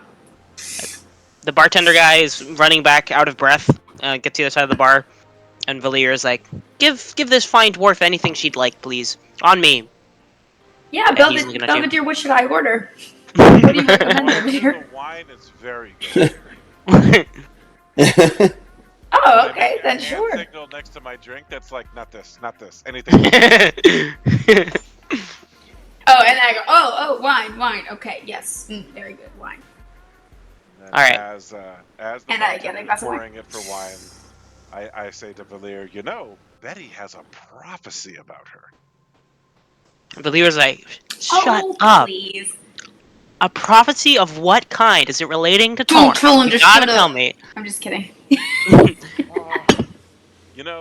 So I'll tell you the truth. I'm like getting way through my mug now. I'll tell you the truth, but you can't tell anybody I told you. I was sent from the temple specifically to watch out for Betty. goodness. She's So you one were of sent? Torm's chosen. Yeah. Oh. And she's like, Those she's. levels. It's like she's looking at a royal figure. She's Dude. like she's looking at the king right now. She's like, oh my god, no way. Starstruck. But in reality, Valir, I still believe this to this day. I really do believe that Belvedere is the chosen one of Torm, not me. At this point, Valir is like giving some serious sultry eyes to Belvedere. She's like, oh my god, you're the chosen one, Torm? Are you serious? I'm chosen to say grace at night, okay? I'm chosen to make sure nobody No, gets no. poisoned. That's what I'm chosen for. I'm telling Oh, you. please. Betty here. You're chosen for a greater purpose. At this point, the bartender has given you another one of those drinks. Just like he didn't say anything, he just put it down next to you and walked away. And I'm so going that I like just keep drinking out of the next one. I don't even notice. Yeah, he like switches the mugs really quickly, like Indiana Jones, and you didn't even notice. So do we I have think anybody else Betty goes, Torm around? Oh, sorry. Oh yeah. Yeah. Well, you know, what would be a good way to find him. Belvedere is one hell of a singer. I bet if you start singing one of our famous hymns, that all the followers of Torm will join in. Valir's like, I do love a man who can sing. We're rolling a Constitution saving throw. It's 15. Yeah, first I'm on the bar. Constitution. Okay, you're not on the bar. It's 16. You- Okay. You make it, I think about going up on the bar, but I get myself to pull back. and you notice a grand piano in the corner of the room, and you're like, oh shit, I know how to piano. And you're stumbling over there. I don't play. Yeah, dude, you play. No, remember you got a nat 20 in the Whispering Lounge, and you played fucking it. killed it. Oh, that's right. That's right. That was that thing. All right. I'm going performance. Yep, All right, but this is not okay. So I'm about to start singing, not just a prayer to Torm. I am going to be singing about how awesome the entire party did in our adventure, but like way over indexing on what Betty did. Alright, you're really hyping up Betty. And Alright. I'm going to spend my inspiration and roll Yep. advantage. Oh shit! You're gifted, dude. You're secretly a bard. Dude, at the end of the song, everyone's hooting and clapping and singing with you. Like, they hit the chorus where it's like, oh, the glorious stoners, stoning all the time. Big Betty's a friend of mine. And everyone's like, whoa, yeah! Yeah, everyone's cheering. You got like a crowd of people by the piano. People are giving you drinks. They're just like giving you tips of their drink, you know, putting bread in your jar. I think that's something that people do to piano men. I don't know. I don't think that's You're a hit. how it does. You're a hit. Everyone loves you. You're like a freaking celebrity by the end of the night. And Valir is like, you know, elves don't sleep, but if you ever want to spend the night, and she winks at you, and then she walks away. And you wake up the next day in your room, which you've never been in before, and you have a very faint memory of what happened the night before. I'm sure Betty will fill you in. Yeah, I'm sure Betty put him there. Yeah. Betty Carried picked him them up. over her altar. Betty, Good times. overnight, you do have a dream. Oh god. You kind of, it happened so quickly in the castle where your powers awakened and suddenly you had the ability to control the elemental weather near you that would emanate from you when you were raging. And you thought at first that maybe it was something that had to do with the castle's magic, that it was some kind of a strange alien experience. Everything was so weird over there that you never thought it to be true.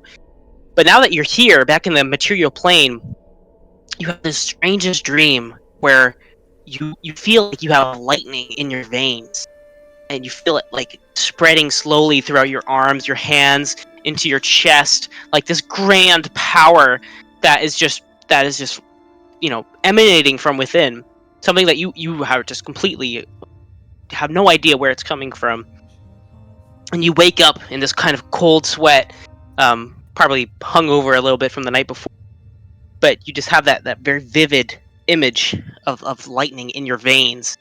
And you think it's important, but you can't figure out why yet. Next day breaks. Belvedere walks back out. People are giving you high fives and chest bumps and cheers about the performance last night. You don't know what the fuck they're talking about. You found you found some new fans overnight. At some point, you were all approached by one of the people from the Artificer Hall, and they give you your ring with its authentication symbol. And you kind of are told that you are now free to go to adventure the Swords Coast.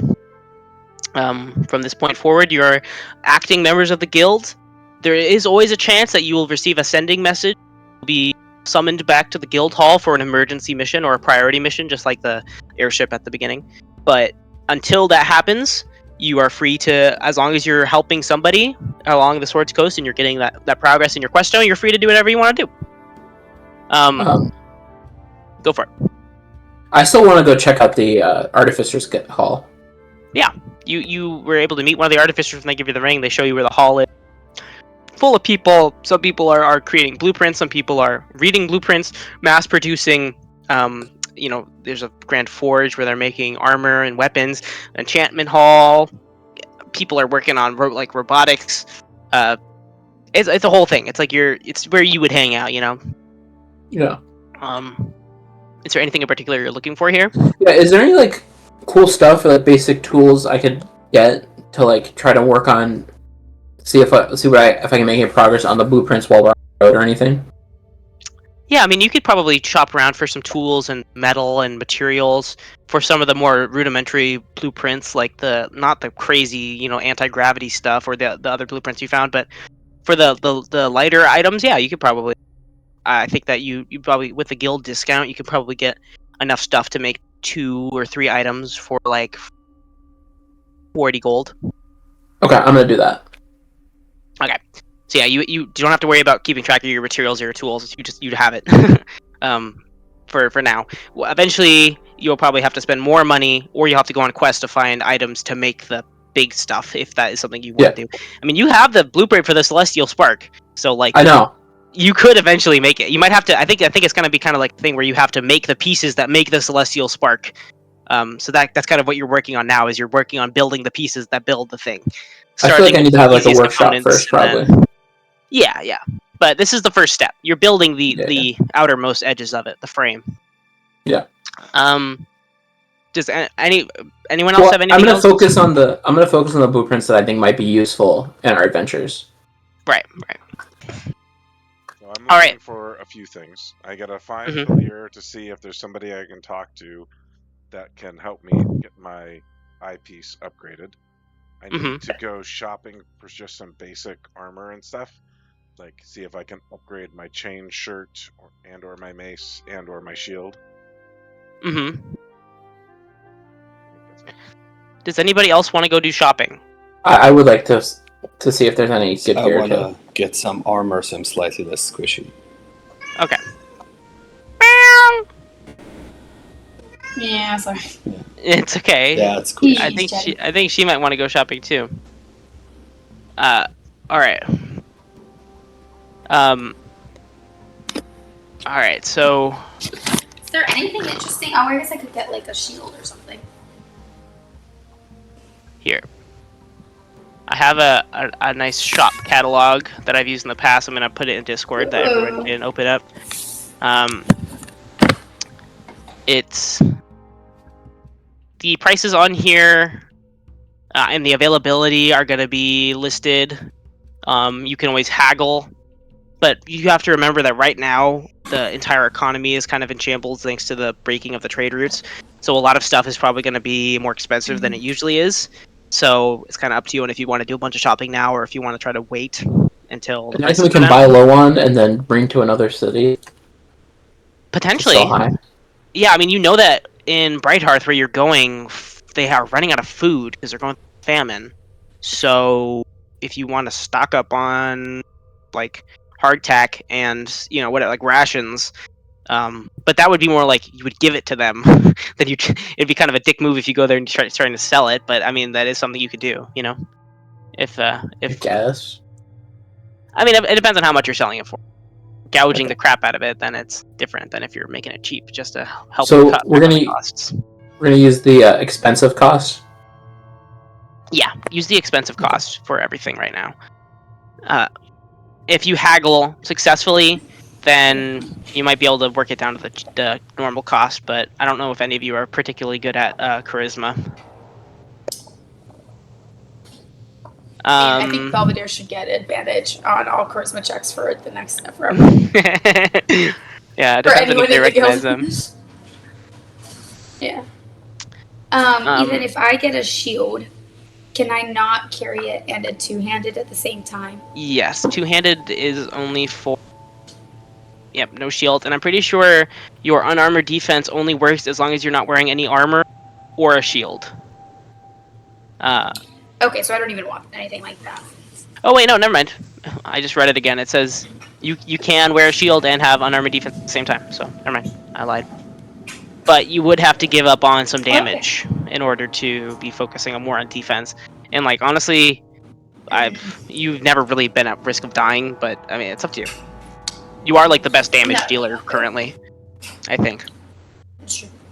Because you don't have to worry about spell slots to hit people. But it is up to you.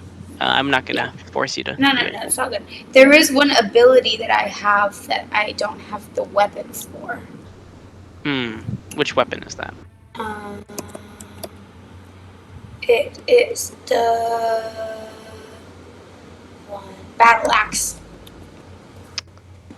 I'm sure they sell a battle axe here. Yeah, they sell a battle axe for 15 gold pieces. I feel like I should just have that. Okay. I want to use that ability. Yeah, Helps me go knock for it. people down. I'm gonna buy it for 15 gold. I thought you had a battle axe. Am I tripping? I only believe I. Oh, you have a great axe and a warhammer. Yeah. Great axe and warhammer, but no battle axe. Yeah. Oh yeah, go for it. Do you So I just know how to add stuff to your inventory? I think I can do it. Yeah. Go to inventory, then manage inventory, and then add item. Is anybody else trying to buy stuff? Trying to haggle? Yes. All right. So, for my understanding, if I get medium armor, does it slow me down a lot? Sometimes, like, it depends on what armor types you have proficiency in. It doesn't say that you have any. I don't remember what the downside of medium armor. I think that if you don't have proficiency in it, it's just less effective, and it does impair your movement. And sometimes it also makes you do poorly on stealth checks. I don't know if that's what medium does. It might just be heavy, though. Yeah, medium armor is going to give you more defense than light armor, but it is going to impair your movement. My movement's okay, so I'm gonna try to get the scale mail. How much is it? That must be expensive, right? I remember But pricey. it says the expensive is 75, but I try to haggle. I'm like, as somebody who happens to be an expert with scales, I know this is not authentic. All right. I'll give you. You know it's not authentic. All right. Are you going like from this like an intimidation angle or like a persuasion angle? Persuasion, like. Okay. Like. Yeah. Roll persuasion. Yeah. I mean, I'm equally bad at both, but I'm gonna try anyway. 19. Yep. The person there is like shifty-eyed. As soon as you say that, other people are looking at you guys funny, and they're like, you know, giving you like, "Is this guy bothering you?" Referring to the shopkeeper. And then the shopkeeper's like, "Oh no, of course, I understand. Please, I will sell it to you at a discounted rate if you just, you know, don't talk about that." He says 50 gold pieces will be fine. Then so I you buy the walk scale out with mail. some cheaper armor, but you're like, is it real? Like at this point, now you're scared that you might have actually bought something counterfeit, and you just happen to catch him. But hey, if it works, right? Yeah, exactly. Right. Does it change my armor class? Or does it just add HP? It does change your armor class. Yeah, that's what armor nice. will change. So I'm gonna add it to your inventory. So don't worry about it. And then equip it. Okay, so you do currently have disadvantage on strength and dexterity. I don't know if that's checks or rolls. I think it's rolls because you're not proficient in medium armor. but it does give you a +4 bonus to your armor class. So now that you know that, I don't know if that changes That's squishy. if that changes your thing. You could also eventually start trying to get a proficiency in medium armor if you Yeah. have downtime. Yeah, exactly. No, this Do is good. some workout. Yeah. Okay, cool. And you got it cheap. Anybody else shopping? Any, you know, Can I piggyback off of his getting it for 50 and also get it for 50? You'd have to do your own roll. Sorry. The caravan rules. Damn. Sorry. What were you saying, PJ? I'm looking through the weapons because I already have a mace. So is there something better? Maybe there's a +1 hidden in here somewhere, or +1. You'd have that's to. got a bonus, some other bonus to it. You could go and get an enhancement, a +1 enchantment on your weapon, but it's going to be really expensive. I don't know exactly how much because it's not on here, but I think it's going to be. Yeah, it's going to be like over 300 gold pieces, I think, because +1 weapons are not within reach right now. You could save and then eventually get your hands on it. And you also do know an artificer, and you could just kind of sweet talk him and have him give one of your things. But like also, you're not going to be frequently hitting people with your mace. I'd assume, right? That's why I was just looking through to see if there was something. Yeah. So then I'm gonna look through the potions and stuff. Is there anything worth Potion. There, if you go to the temple shop, they do sell potions of healing currently for 75 gold a pop, so they're not cheap. You can get rations, like if you're focused on going to Bright Hearth and then giving some food to the people there. 1 day's worth of rations is 5 silver pieces, so you can get 20 days worth of rations for gold. Yeah, I'll get 20 days for gold. Sorry. Well, I think that if you explain kind of what you're doing and where you're going with the rations, then the salesperson would give it to you for 5 silver pieces a pop instead of 8, because you're doing it for a good cause, you know.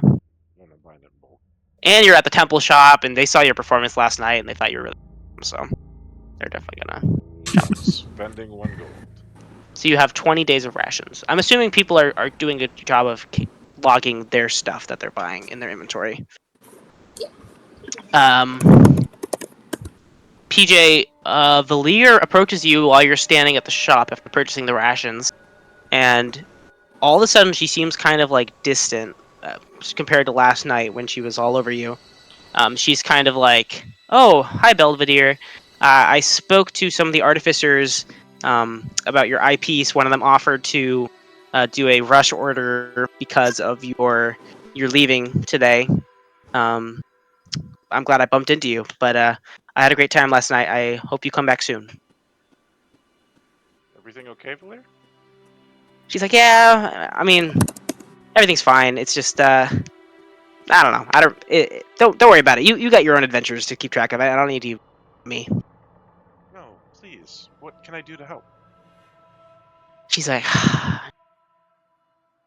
I was cleaning the cemetery and the statues earlier today, and I found a trace of blood on the Torm statue, and I think somebody might have vandalized it, and it might be making light of what happened at the temple. I don't know. It's eating me up inside. I glance around. I take her by the elbow and I say, "Come with me over here." I guide her over to a slightly more quiet spot where we can talk in private. I look at her. Mm-hmm. I produce my magical Tupperware. She's like, "Wow, what is that?" I say, "That's also a document that I saw come out of the statue. Torm seems to be in trouble." She says, "You saw that? It came from the statue?" Yes. And she puts her hand through her hair, and she's like, "Wow, that's... if there's ever a bad omen, then that's it, right?" She's like, "Feel good, I agree, but we'll keep our faith. We'll all do our part. We need to continue to strengthen Tor with our prayers and our devotion. That's what he she needs puts her... most." She cups her hands on your shoulder, and she says, "Just promise me, as soon as you can, whenever you're done with your next quest, that you'll go to the temple and you'll see what's going on. Because I know that they're trying to hide something. and I don't think it's in our best interest to let it.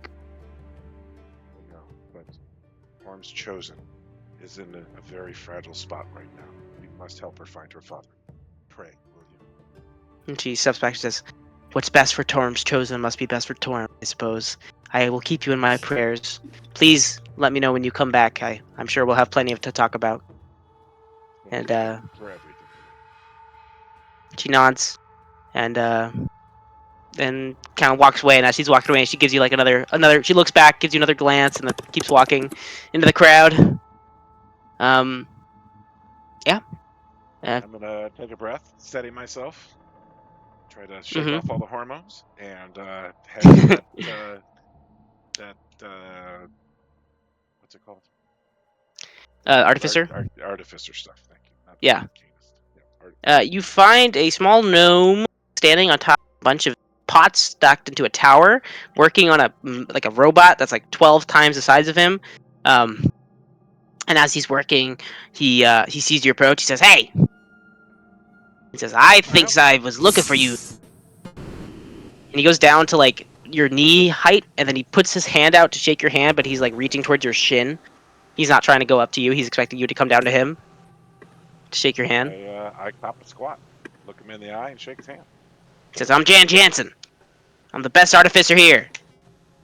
Someone told me you need a rush order. No one rushes Jan Jansen, but I have it on good authority from a friend that you're someone who's..."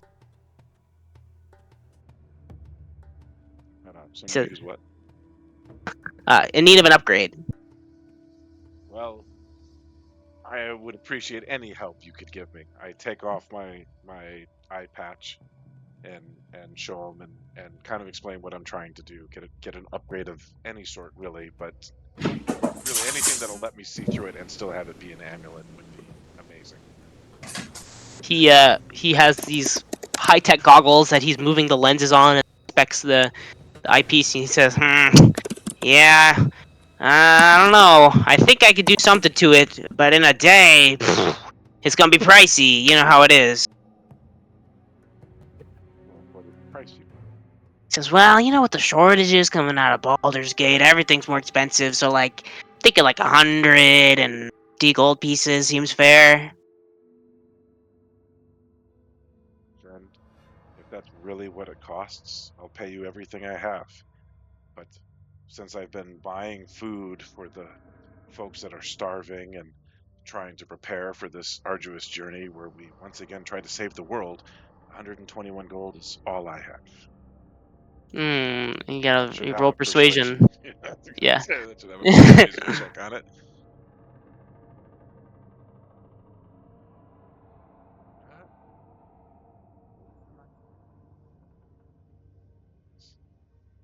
+5.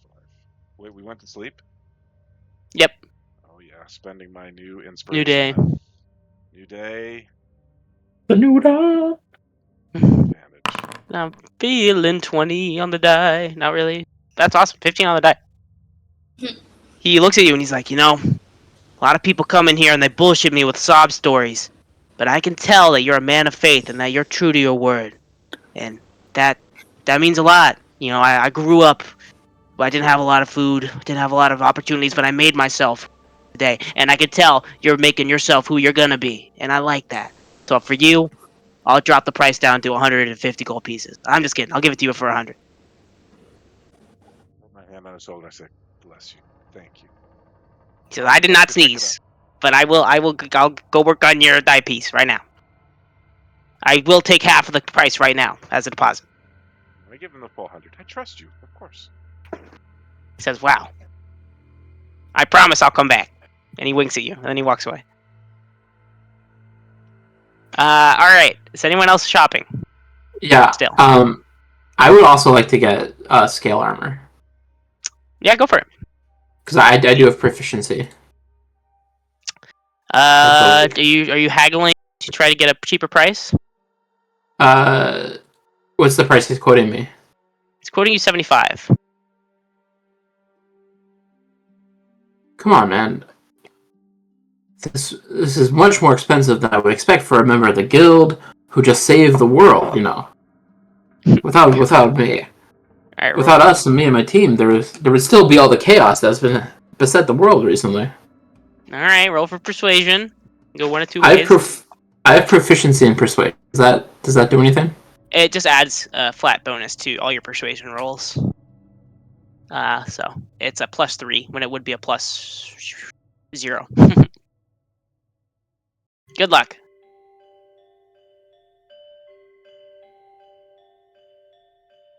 Huh? That's what I rolled. Hello? What? What'd you roll? 7. Wait, you have 20? I rolled a 17. And I have +3, so I got a 20. All right. He says, "Hey, yeah, you was the one on the poster, the wanting poster. Yeah, you saved the awesome. Can you sign my arm?" If you give me a discount. Says, "I gives you discount 50. Sign my arm." Okay, I'll sign your arm. He's very excited to have you sign his arm. He says, "Can you sign the other one too? I want to have one for." I will sign the other one if you give me. I'll sign the other one for 20 gold pieces. He says, "I'll punch you in the face for 20 gold pieces." How does that sound? I'll sign it for 10. He's like, "I'm confused now. Am I paying you 10 gold pieces for you to sign my arm?" Well, yeah, you're rather than asking for an autograph. He says, "You're just asking for a discount." You gave me a discount for the other arm. He's like confused. He's like counting on his fingers. He's like, "Give me 50 gold pieces." Okay. He takes your 50 gold pieces. He gives you the scale mail, and as you walk away, you notice him trying to, like, looking at the signature on his one arm, and he's trying to copy it to put it on the other arm himself, because he's just sick of you. All right. Any other shopping, Betty? Betty, Can I you did buy sell something. Can I sell my studded leather? Yeah, you can. I'm gonna do that. You can sell it for the cheapest price. Haggle up to the normal. They're gonna sell it at expensive. Well, who you talking to sell? Danny. I was telling Danny what he should sell it for. Oh, right. Sorry, I was just adding the scale mail. Right. If you're gonna sell your studded leather, 33. How much? 33.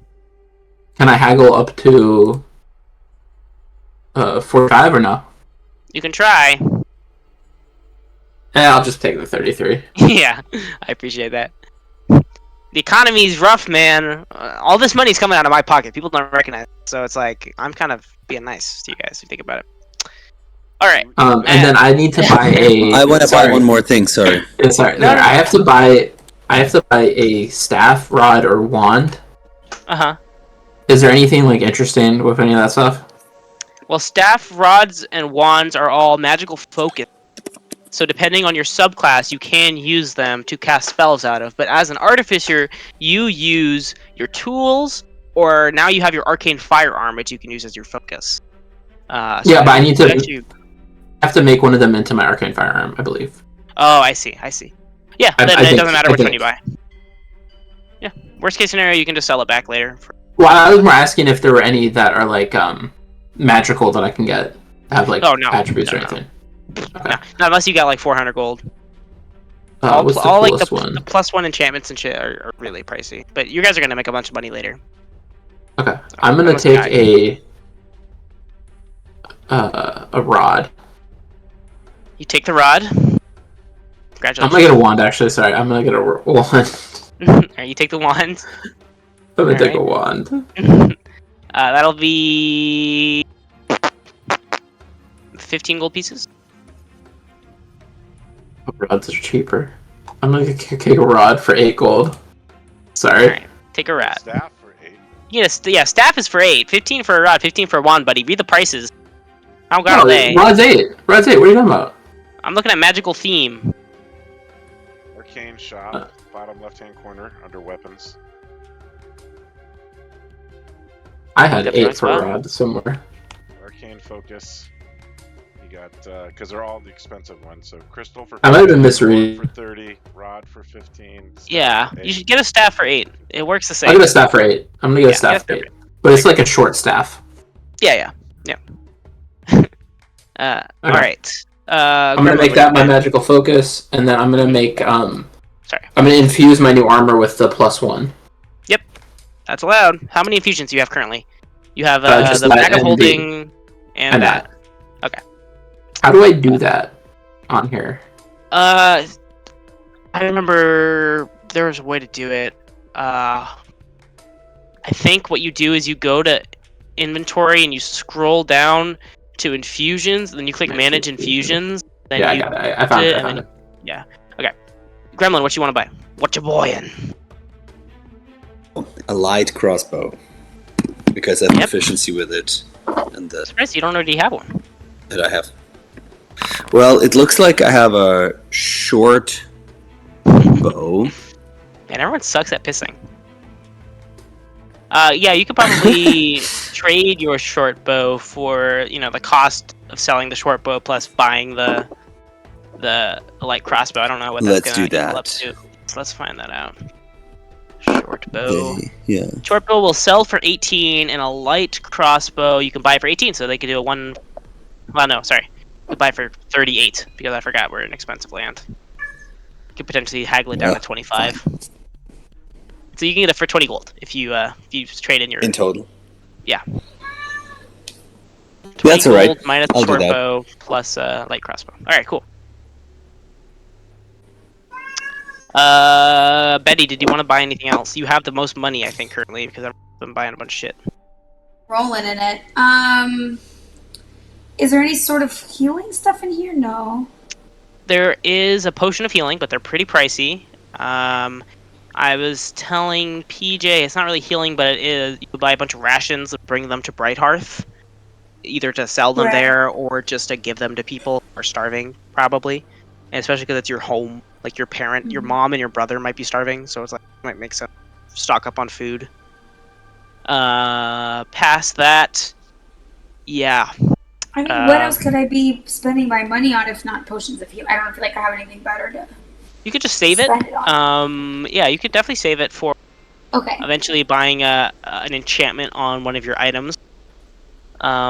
If you go down to the potion shop, there are Yeah. stuff like an herbalism kit, poisoner's kit. You can, depending on if you're looking for a specific potion, if it's a common potion, they sell them for 75 gold pieces. I can look up some common potions and give you some examples if you'd like. What does an herbalism's kit do? An herbalism kit, I think you use it in order to. It's like, I don't know. I was about to bullshit it, but I'm just gonna look it up. Herbalism kit. The thing that allows you to collect herbs and stuff, so you can imagine Right. a way to. Okay. to Or stick if I herbs wanted to and do like a dry healer's them. kit. It says a character who has proficiency with the herbalism kit can create a potion of healing.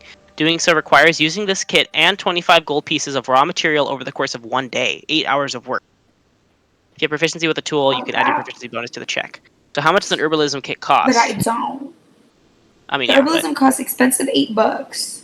so yeah, you basically could buy if you spend 8 hours doing it and you go out and collect the materials, Yeah. you can get a potion for 23 gold, but it's like a day's worth of. I know that. But I don't have proficiency with that anyway. I'm pretty sure that Danny has proficiency with everything because he's a officer. I'm not telling you have to force Danny to make you potions of healing, but it is something that he could do. I don't know. think. Let me. Okay. Could I also? I don't know if I have it with an herbalism kit. I have. Oh yeah. You On don't have here, on here right now, it says jeweler's tools, leatherwork's tools, smith's tools, thieves' tools, tinker's tools, and woodcarver's tools. Yeah. Eventually, you could get proficiency with that, so you see if you work at it. Something you're interested in. Okay. What is the healer's kit? Is that like a first aid kit? Let me double check. I think that they changed it in the most common version. So, what is called healer's kit? Healer's kit. Yeah. It has 10 uses. As a utilized action, you can spend one to stabilize an unconscious creature that has 0 hit points without needing to make a medicine check. So, yeah, like usually when people are bleeding out, you have to roll medicine to see if you can stabilize them to make them like not dying anymore. They stop making death throws. But with this, you can just guarantee it. But like, I think I'm gonna do that because otherwise I'll be useless at that. okay, yeah, you can grab one. How much does that cost? 8. I'm not even gonna haggle. Yeah, let's get what you can get. Don't throw a fit. Because I'm like rich, so I don't have to do that. Yeah, you're like rich and stuff. I'm like rolling today. I still have over 100. Damn, dude. All right. Okay. Anything else while we're here shopping? Eventually, you might find a place that sells things for cheaper. But the guild shop is going to be one of the best options I think you have. Just the widest selection of things. When you go other places, they're going to have less stock, I think. So it's good place to spend your money if you still have stuff you want to buy. They do sell bagpipes for only 45 gold pieces. So The steal. Well, we Just can't saying. afford not to. We're losing So if what? we don't buy the bagpipes. Bagpipes. Oh. for 45 gold I pieces. thought they also had perfume. Yeah. I mean, And there's they a have lot of stuff in jewelry, here I was that like, it's fun to just have. Like, if you're looking for stuff to throw at people, Danny, they do have like hunting traps. Like you can fucking catapult a bear trap at somebody, which would be pretty badass. They have ball bearings. They have disguise kits. They have disguise kits. Yeah, I think you might need proficiency for that. I'm not entirely sure, but Should we buy dragon chest? Be honest. the limit of these items is your imagination. My favorite item that is just wait. completely underrated is ball bearings. I would Why- like to why buy do one you more like- thing, and then I'm done. How I do you like promise. ball bearings? Because if you throw them down on the ground and like it basically turns everything into like difficult terrain. If people are walking on it, they have to roll to see if they don't fall down and go prone, you know? Yeah. It's like caltrops are another option. It just makes when people walk in a certain area, they take damage. That's good for battlefield control. It's also just funny to see your enemies like flailing around as they're trying to approach you while you just shoot them with arrows and shit, you know? What were you gonna buy, CC? I'm like clearly trying to make Belvedere into a bard. I want to buy him an instrument. Yeah, go for it. Or we You should- get what you're gonna give. I feel like the pan flute. I is think it's like a speaking to gift. me. Or we could do a He's gonna surprise you drum. with it. A drum so that he can sing while he plays. That's true. Or like a lyre. I'm just gonna get him some bongos. But that's expensive. You gotta know that it's like a thoughtful gift, but he does currently not have What? proficiency with any instruments. So if you give him something, he's gonna oh, suck perfect. with it for. I think we're gonna go bongos. He All knows right. how to play the piano. Bongos. Yeah, I'm gonna get him a drum. The music, the person selling the They're- musical instruments can tell that you tell them that you're giving it to. Oh my god, is it the guy who was singing last night at the piano? And you're like, yes. He's like, oh my god. Doesn't he have such a talent? He's so talented. We definitely got to get him this. Here, take the bongo. Take it at the cheaper price. Cheap. As cheap as I can give it to you, I'll give it to you. Just because that guy, wow. his performance was life changing, and I need him to pursue music. I'm surprised he's not a bard. Right. Thank you for believing in his talent like me. Yes, they come back anytime, and bring him.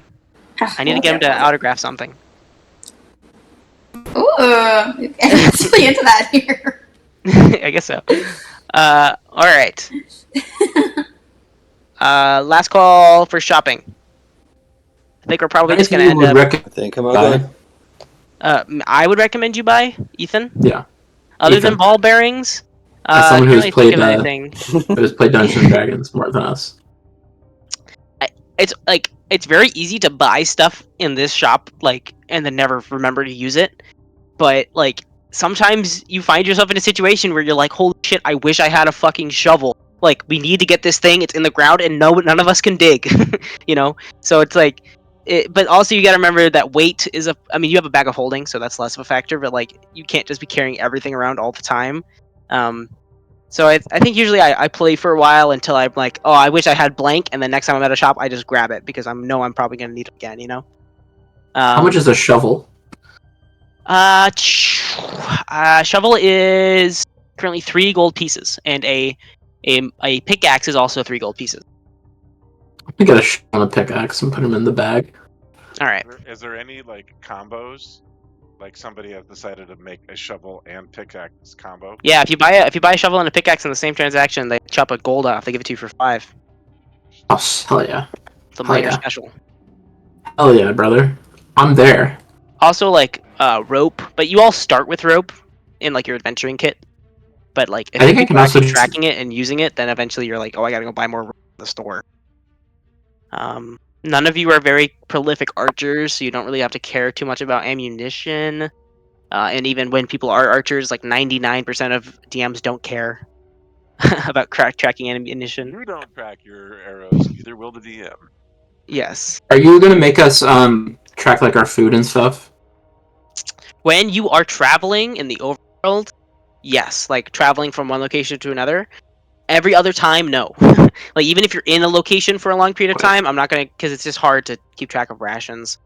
But like it's gonna be like the cost from going from the guild to Brighthearth is probably gonna be. It depends on how you're gonna get there. Like, are you guys gonna buy horses, rent horses? Are you gonna find like a caravan to ride in, like buy a ride close by and then walk the rest of the way? Like, depending on how much money you spend, it speeds you up, and then how fast you go depends. That ties into how much food you need, you know. But I think everyone should have at least like week and a half's worth of rations. I think everyone starts with a bunch. I didn't make anybody eat in the castle because it was magic. So none of you ate for 2 months, which is kind of cool, and didn't die. Most people can't say that. Hell yeah. But you probably drank some wine and or whatever that counts. Yeah, I don't have any particular. I mean, you guys all did a good job. But usually, buying armor is the number one thing that people don't do. So you were all on top of that, and Betty gets to save money because she doesn't have to buy armor because she has no defense. There you go, frugal. He Cool is Betty. the armor. Tough as nails. Exactly. The muscles are the armor. All right. Well, Anna's just picking up my amulet. yeah. You go back to find Jan Jensen. He's back working on his robot. And you approach him, and he hops down from the robot, and he goes, "Hey, Jan Jensen, nice to meet you." Puts his arm out. And it's me, Belvedere. I'm just here to pick up my amulet. He says, "Oh, Belvedere, yeah. Your amulet. I have it right over here. Hold on, let me go grab it." And he like walks around the corner, and you hear a bunch of like metal like noises and explosions. It sounds like a fucking piano falls down the stairs. Then he back around. He's like, "Yeah, here it is. Sorry, I had it holding up my my cabinet for a second there. You know how it is." But yeah, so basically, I added some molecular particle magical interference, anti-magical magical proficiencies to it. It's got some stuff. I think you're gonna like it. With my hands on his shoulders, and I say, Form has truly blessed me to be able to meet you and have you craft this amazing item for me. I'm so blessed. Thank you, Jan. He's like, "Yeah, maybe anytime. If you're back in the I have literally nothing going on, man. I'm just here." I nod at him and I put my eye patch amulet back on. I blink a couple times. What do I see? Anything different? So you can see through it now. There's a button on the side. If you hit the button, it goes solid again. If for some reason you actually want to use it to keep your eye in darkness mode. Above the table, basically, it has 3 charges, and it replenishes once every 3 days. And when you use a charge, you get to cast Detect Magic for free. Or is it like one charge per day recharges, or every 3 days, all 3 recharge? Every 3 days, all 3 recharge. Yeah. If you can write that somewhere, unless you want me to make a magical item. No. Yeah. Okay, cool. So I look over at Jan, give him the finger guns, and I'm like, "You're the man. These are awesome." Yeah, Jan the man. That's what they call me. Yeah. And he looks sad and he walks around the corner. Cool. You guys are all basically all set up to begin your adventure. We've done the bookkeeping. Is there anything else anyone wants to do before they hit the road? Yeah, I want to stop by Hook to see if he's found any indicators, just in case it'll be on our way somewhere to where to look for Hollowbrook. Yeah, Hook is in his little office. When you enter, you notice that the map that he was working on is now on the wall, and it's in a nice glass case, and it looks pristine, perfect. He's kind of all the books in his little compendium have been kind of scattered about. He's feverishly reading a book, sitting on the ground, crisscross applesauce, And when you come in, his eyes light up. He says, "Ah, Gremlin! I thought you were leaving today. I didn't expect to see you again." That I am, but I would never leave without saying goodbye, maybe receiving some last directions from you, so that I can help you become the most famous cartographer in the world.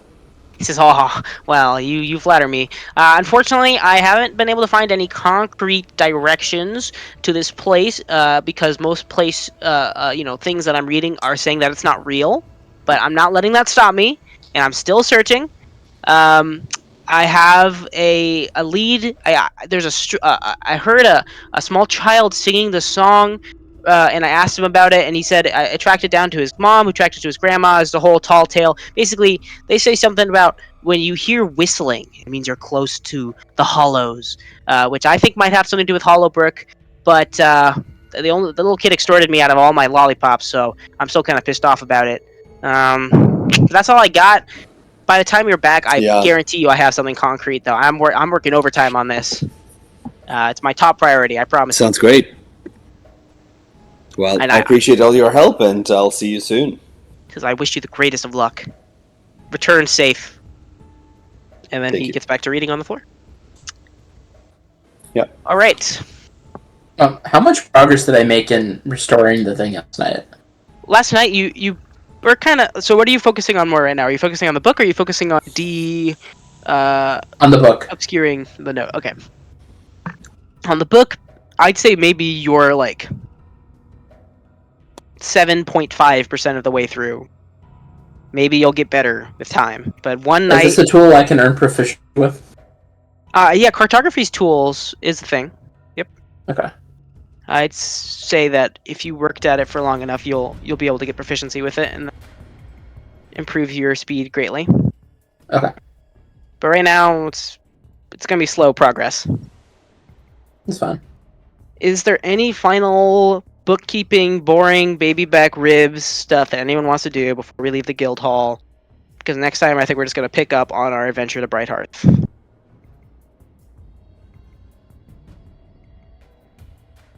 No?